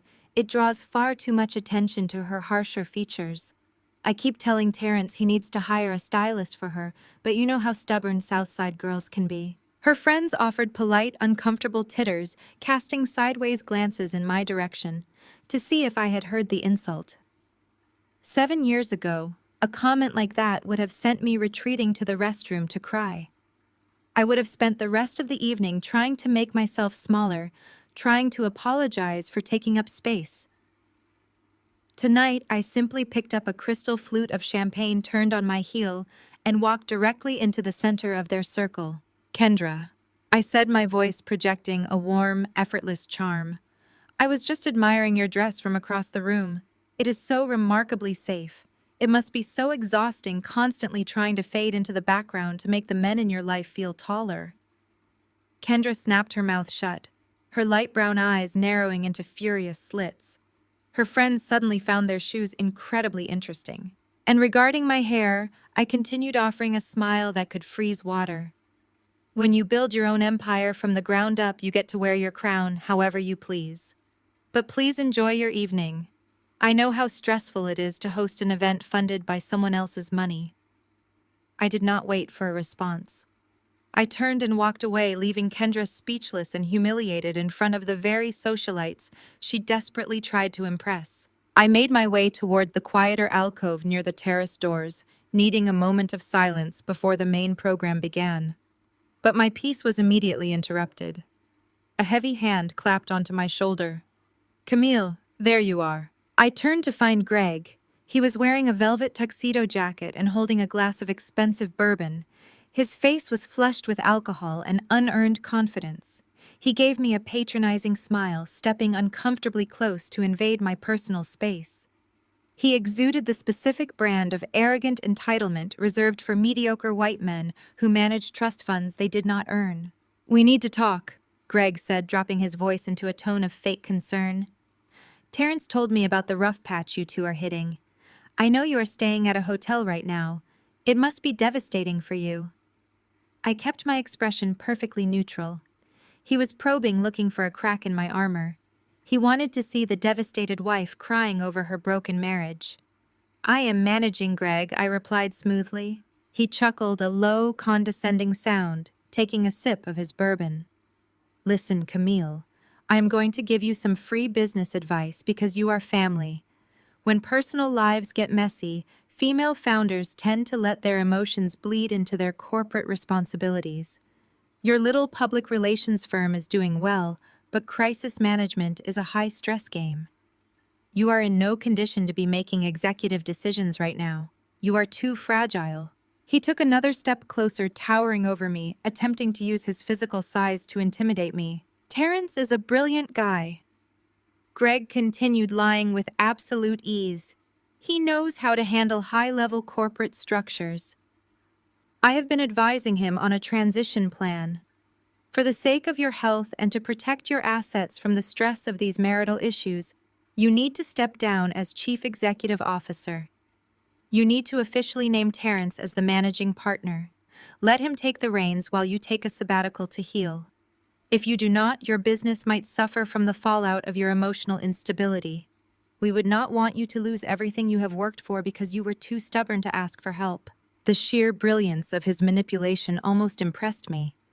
If I did not already know about the $3 million fraudulent loan and the forged signatures, I might have actually believed he was trying to protect my company. But I knew exactly what he was doing. He was trying to push me out of my own firm, legally separating me from the executive board, so that when the commercial bank initiated the asset seizure, there would be zero resistance. He needed Terrence in control to ensure the company quietly folded, taking the fall for their federal crimes. He thought he was cornering a weak, heartbroken wife who would hand over her empire just to save her failing marriage. He thought I was completely trapped. I looked up at Greg, studying his flushed face and his arrogant smile. I let the silence stretch for a long, uncomfortable moment. "You know, Greg," I finally said, my voice soft and deliberately measured. "You make an excellent point. A company facing a massive transition needs strong, clear leadership. I have actually been doing a lot of structural planning over the past few weeks while staying at the hotel." Greg beamed, his chest puffing out with victorious pride. He thought he had won. "Good," he said, patting my shoulder again. "That is the smart play, Camille. I am glad you are finally listening to reason. Terrence will handle the paperwork. You just focus on resting." I took a slow sip of my champagne, my eyes locked dead on his. "I appreciate the advice, Greg. In fact, I will be making a formal announcement regarding the leadership and financial future of my firm tonight when Terrence takes the stage. I think you and Kendra will be very interested in the exact details of my corporate restructuring." Greg nodded smugly, completely oblivious to the fact that I had just promised him a public execution. I excused myself and walked back toward the center of the ballroom, checking the diamond-encrusted watch on my wrist. The charity auction was wrapping up. The main speeches were scheduled to begin in less than 10 minutes. The trap was locked and loaded. All I needed now was the final catalyst to set the entire room on fire. And right on cue, the grand ballroom doors swung open one last time. The heavy oak and brass doors of the ballroom swung open, drawing the attention of the room. I expected a late-arriving politician or a high-profile celebrity donor making a fashionably delayed entrance. Instead, standing framed in the grand entryway, trying her absolute best to look like she belonged among Atlanta's elite, was Jasmine. She was wearing a pale blush gown, a safe, muted color that perfectly matched the conservative aesthetic Kendra constantly tried to force upon me. She looked nervous, but determined, her eyes scanning the sea of tuxedos and silk dresses until she found the people she was looking for. But it was not her dress or her sudden appearance that caused the air to completely leave my lungs. It was the jewelry resting against her collarbone. Hanging from her neck, catching the light of the crystal chandeliers, was a cascading platinum pendant featuring a massive teardrop diamond flanked by deep blue sapphires. I stopped breathing. The crystal flute in my hand suddenly felt as though it were made of lead. I recognized that necklace immediately. It was the centerpiece of Terrence's family estate, a generational heirloom that had belonged to his great-grandmother.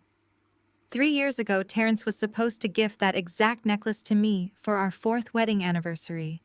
It was meant to be the ultimate symbol of my official acceptance into their legacy.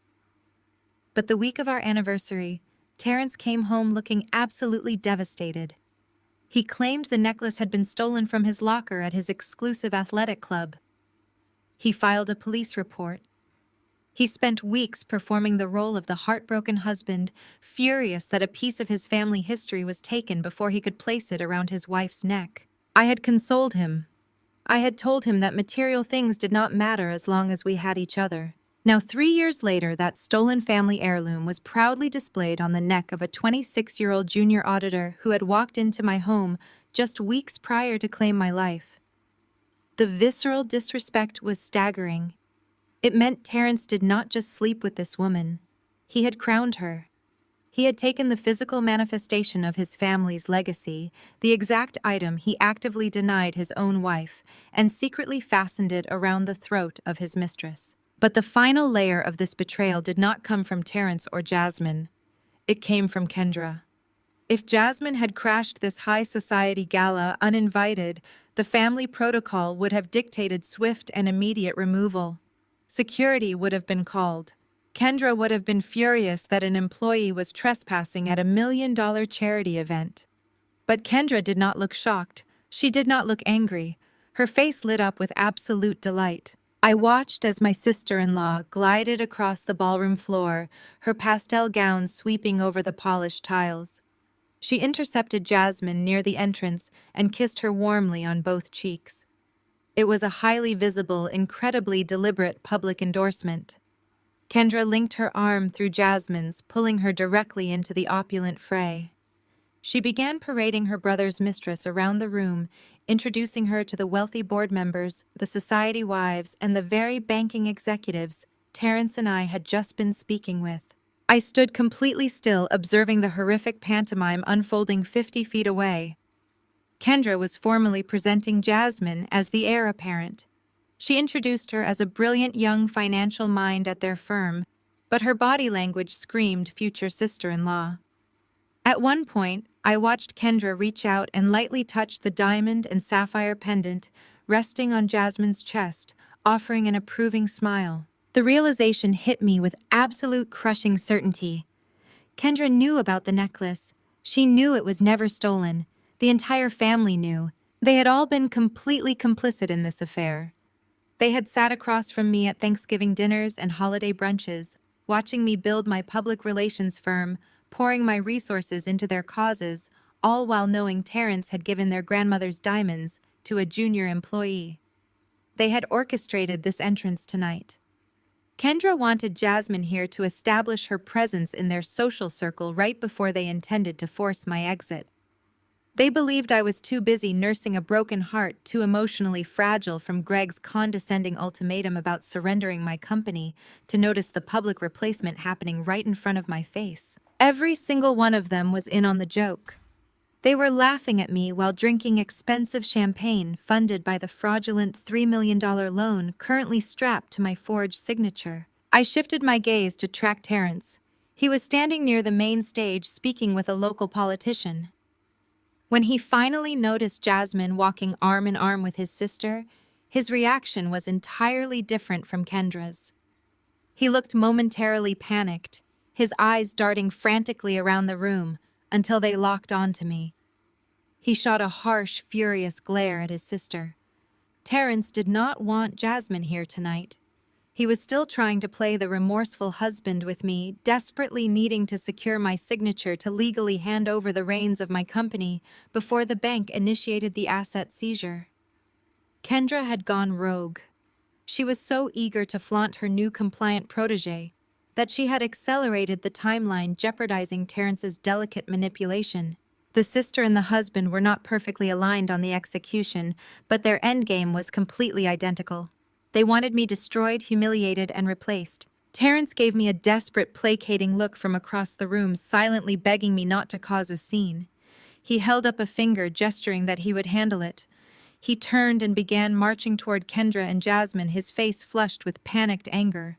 He was terrified that I might finally break character, that the aggressive Southside woman they constantly accused me of being would finally surface and ruin their charity gala. I took a slow sip of my champagne, the bubbles sharp and cold against my tongue. I did not run to the restroom to cry. I did not storm across the ballroom floor to rip the stolen diamonds from Jasmine's throat. I simply watched them.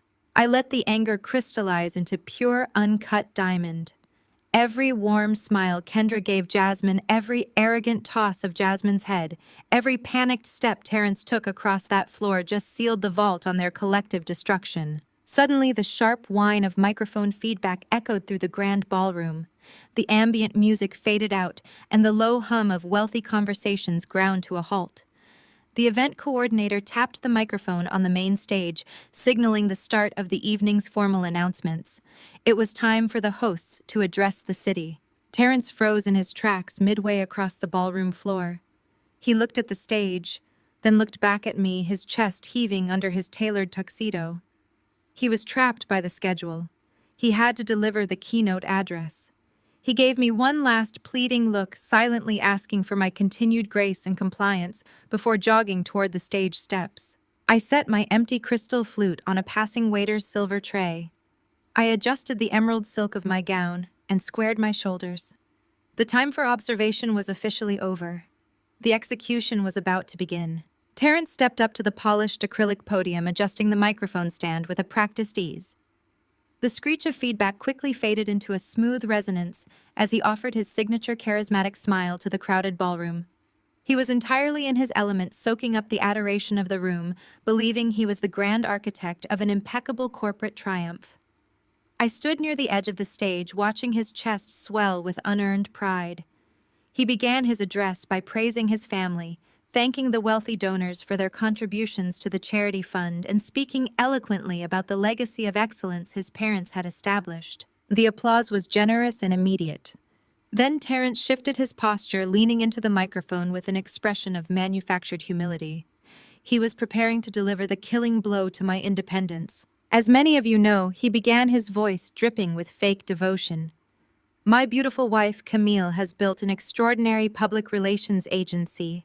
We have always supported each other completely. But building an empire takes a tremendous toll, and lately the stress has been overwhelming for her. Family must always come first.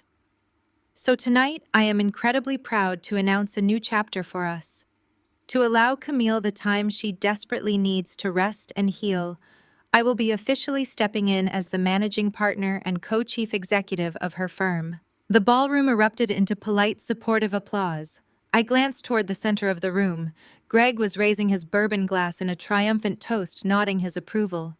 Kendra was smiling brightly, wrapping her arm around Jasmine, who was practically glowing under the chandelier light, clutching the stolen sapphire pendant at her throat.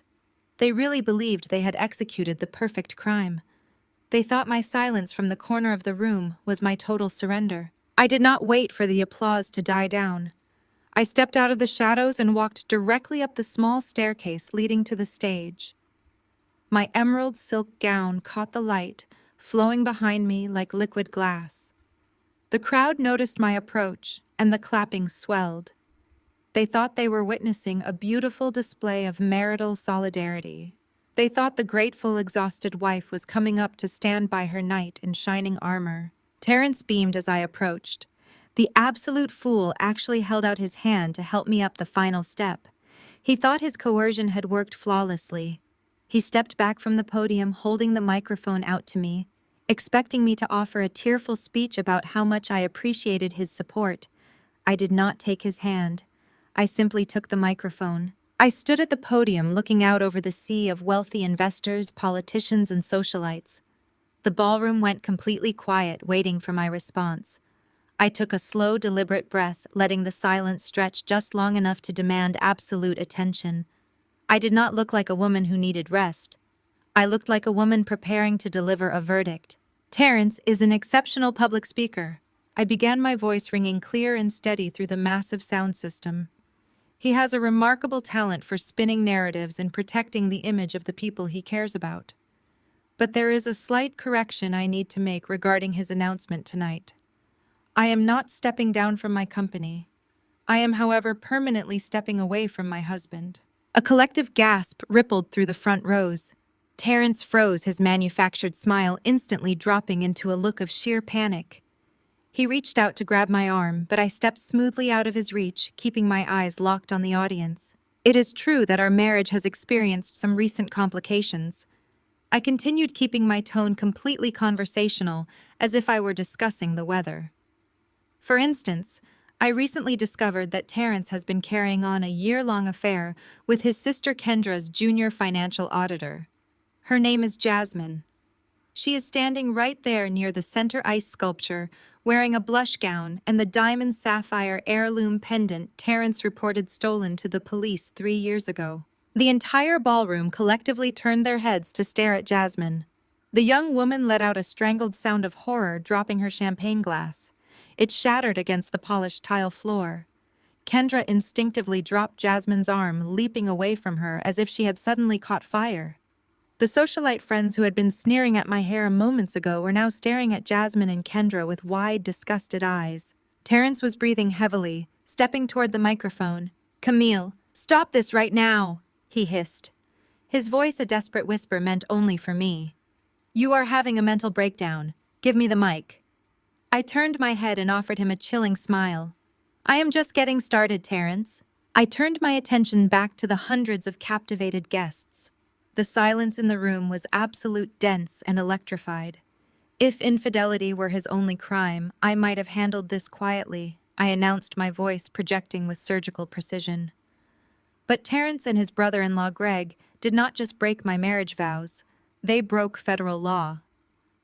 Over the past 24 months, they have systematically embezzled over $3 million from their own family investment trust to cover their catastrophic losses in commercial real estate and cryptocurrency. Greg choked on his bourbon, spitting amber liquid onto his velvet tuxedo jacket. He lunged forward from his table, his face draining of all color. To replace the stolen funds before their upcoming mandatory board audit, they secured a high-interest commercial loan. I continued relentlessly, delivering each word like a hammer strike. But since they had no collateral of their own, they used my public relations firm. They forged my signature on the guarantor agreements and used a shell company to funnel the $3 million directly back into the family trust. Their master plan was to intentionally default on the debt, allowing the bank to seize my company while they walked away with the laundered cash. The murmurs in the crowd escalated into shocked, furious whispers. The wealthy board members of the family trust who were seated in the VIP section stood up from their tables, glaring at Greg and Terrence with murderous intent. These were men and women who did not tolerate financial deception regarding their own portfolios.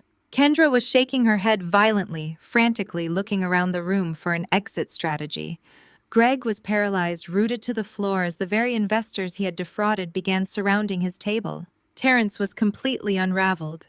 He grabbed my shoulder, his fingers digging into the emerald silk of my dress. "You have no proof," he shouted loud enough for the microphone to catch. "You are a bitter, hysterical woman making up lies because I wanted a divorce. No one is going to believe you." We covered our tracks. I turned to him, my expression completely devoid of mercy. "You are right, Terrence. You did cover your tracks from the bank.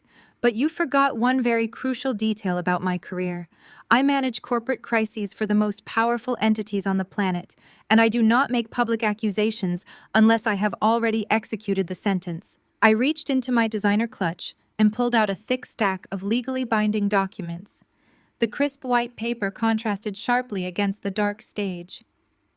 I did not raise my voice. I did not have to. My absolute composure was the most terrifying weapon in the room. I held the documents up for the entire ballroom to see, ensuring the local press photographers captured every single angle.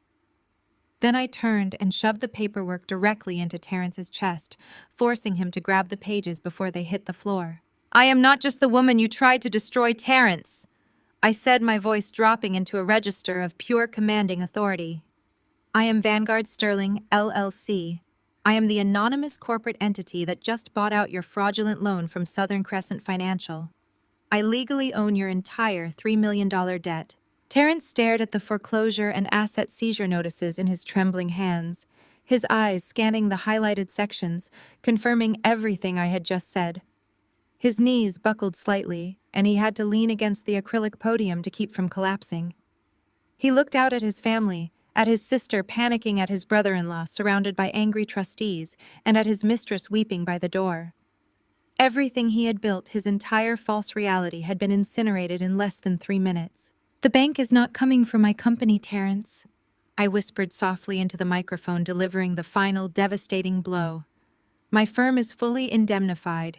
The Internal Revenue Service and the Federal Bureau of Investigation, however, are currently on their way for you." I stepped back from the podium, leaving the microphone on the stand. I did not look back. I walked down the stage steps, passing through the stunned, parted crowd of Atlanta's elite. My head was held high, my natural crown perfectly intact, and my empire completely secure. I walked out of the St. Regis into the cool night air, leaving the burning wreckage of their dynasty completely behind me. I paused at the top of the marble steps outside the luxury hotel. The cool night air hit my face, but before the valet could open the door to my waiting car, the deafening wail of sirens shattered the Buckhead night. A fleet of black SUVs and marked federal vehicles swarmed the circular driveway. Agents wearing tactical jackets bearing the letters FBI and IRS, Criminal Investigation, poured out. They rushed past me, their heavy boots echoing loudly on the pavement. I turned around, stepping back into the grand foyer to watch the financial execution I had orchestrated reach its absolute devastating conclusion. Inside the ballroom, the dead silence that had followed my speech suddenly erupted into absolute pandemonium. I stood leaning against the open brass doors, a silent spectator to their destruction. Greg was backed against the towering champagne pyramid, his face pale and drenched in sweat.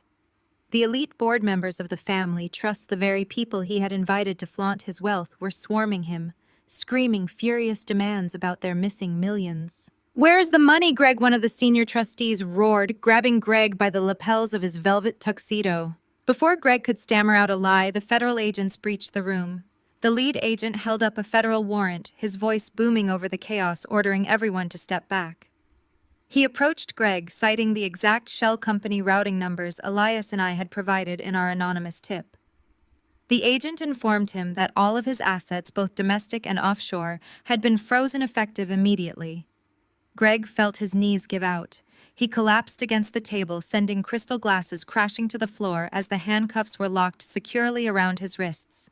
Kendra was shrieking, her carefully cultivated elitist facade completely disintegrated.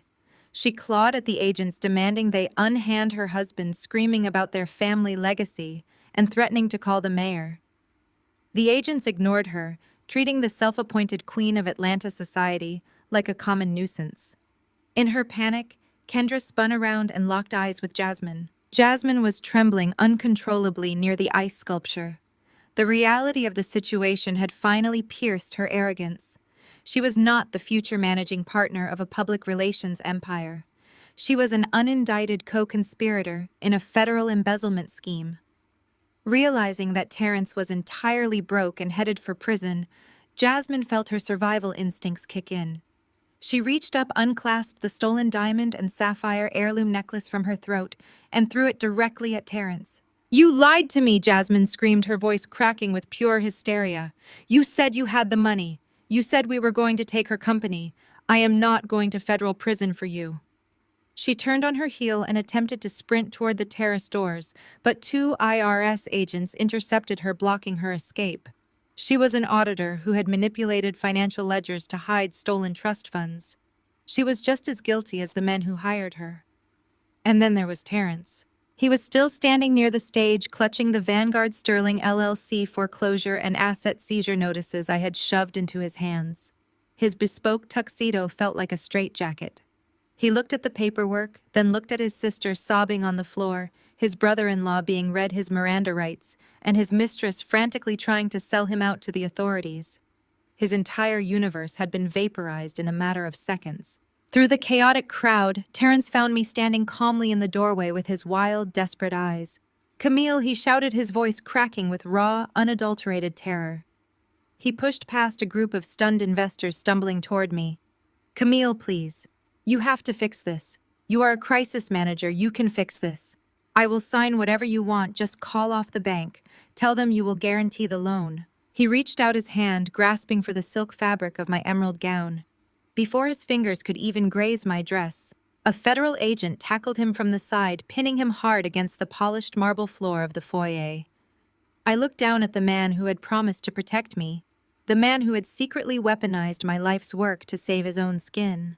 I did not feel an ounce of pity.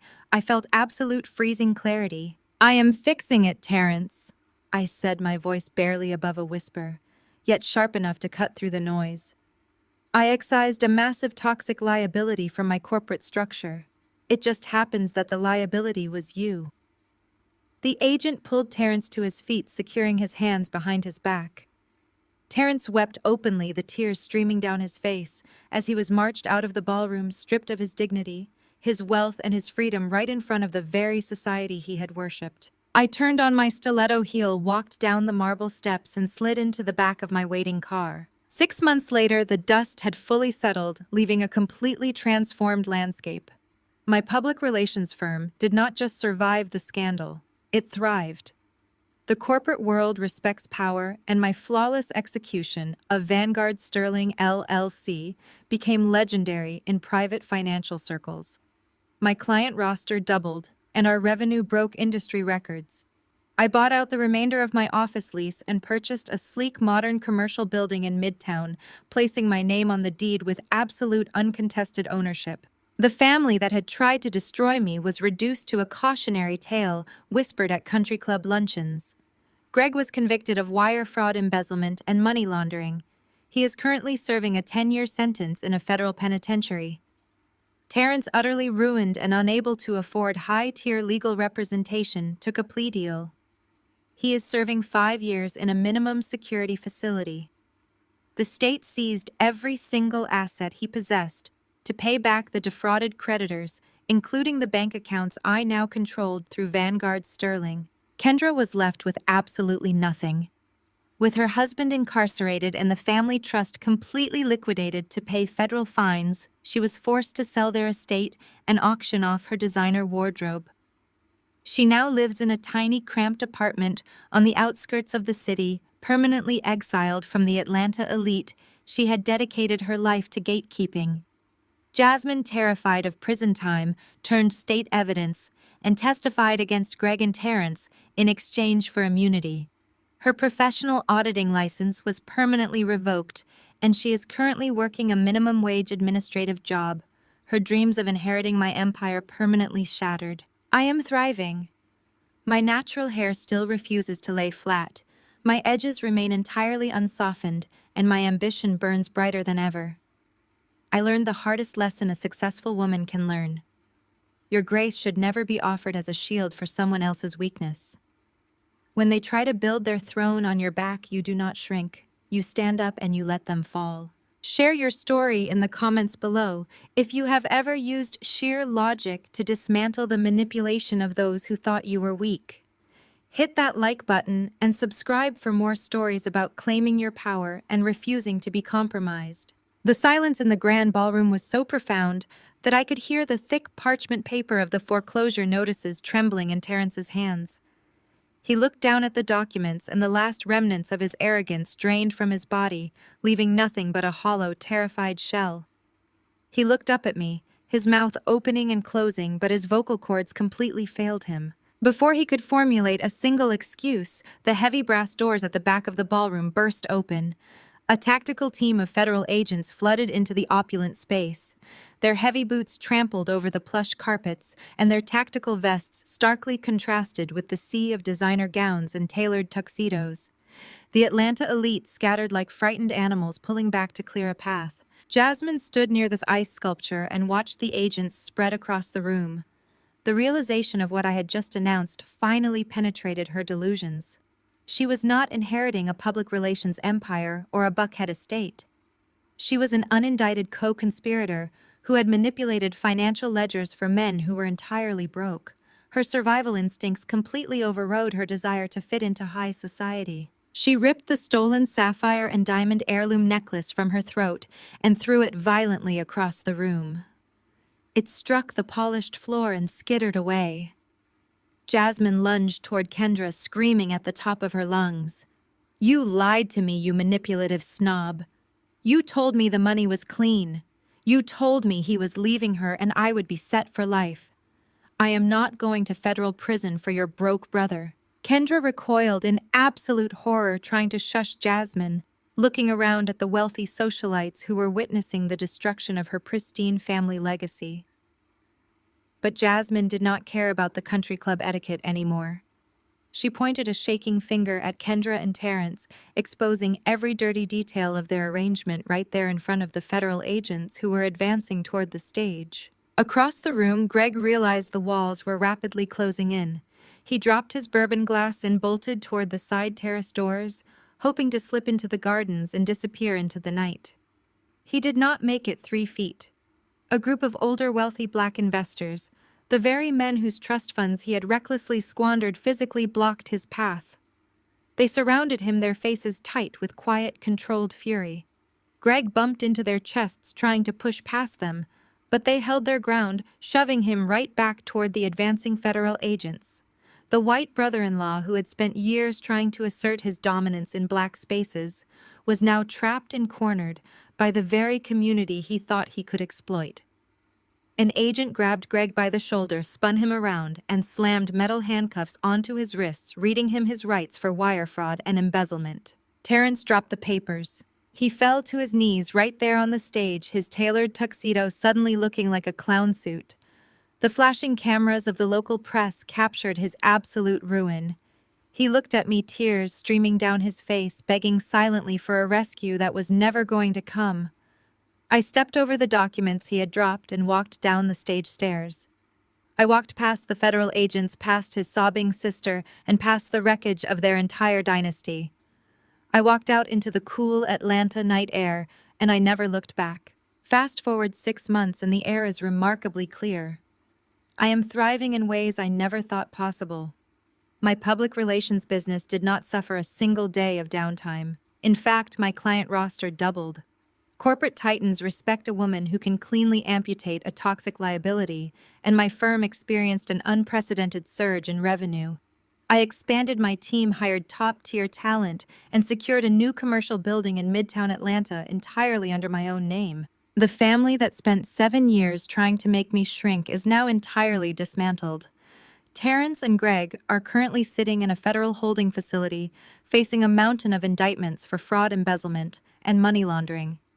Their lawyers attempted to secure plea deals, but the digital paper trail Elias and I provided was far too devastating. They are looking at decades behind bars. Kendra lost absolutely everything. When the federal government seized the family trust to pay back the defrauded investors, her wealth evaporated overnight.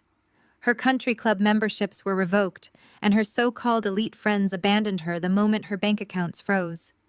She was forced to sell her sprawling estate and auction off her designer handbags just to pay her legal fees. She currently lives in a tiny, cramped apartment on the outskirts of the city, completely stripped of the status she used to bludgeon other women. Jasmine turned state evidence to avoid prison time, but her financial auditing license was permanently revoked, leaving her working a minimum-wage retail job. Sitting in my corner office looking out over the city I built my empire in, I realized the most profound lesson of my life. As a driven, ambitious Black woman, you will often encounter people who want to consume your light to brighten their own dark corners. They will ask you to compromise your brilliance to protect their fragile egos. They will mistake your patience for weakness and your grace for stupidity. Never let anyone convince you that shrinking yourself is an act of love. Your power is not a burden, it is your ultimate protection. When they try to build their deceitful thrones on your back, you do not have to yell or scream or break character. You simply stand up straight and watch them fall. The most powerful lesson here is that you must never shrink your brilliance to accommodate someone else's fragile ego. When you build an empire, those who lack your drive will try to consume your light. They will mistake your grace for weakness and your patience for stupidity. Instead of reacting with chaotic anger when betrayed, the ultimate power lies in emotional detachment and cold, calculated logic. True strength is not about fighting loudly. It is about recognizing your unwavering worth, protecting your hard-earned assets, and letting the absolute weight of their own deceit crush those who tried to break you. Share your story in the comments if you have ever used cold logic to outsmart someone who underestimated your worth, and hit that subscribe button for more empowering content.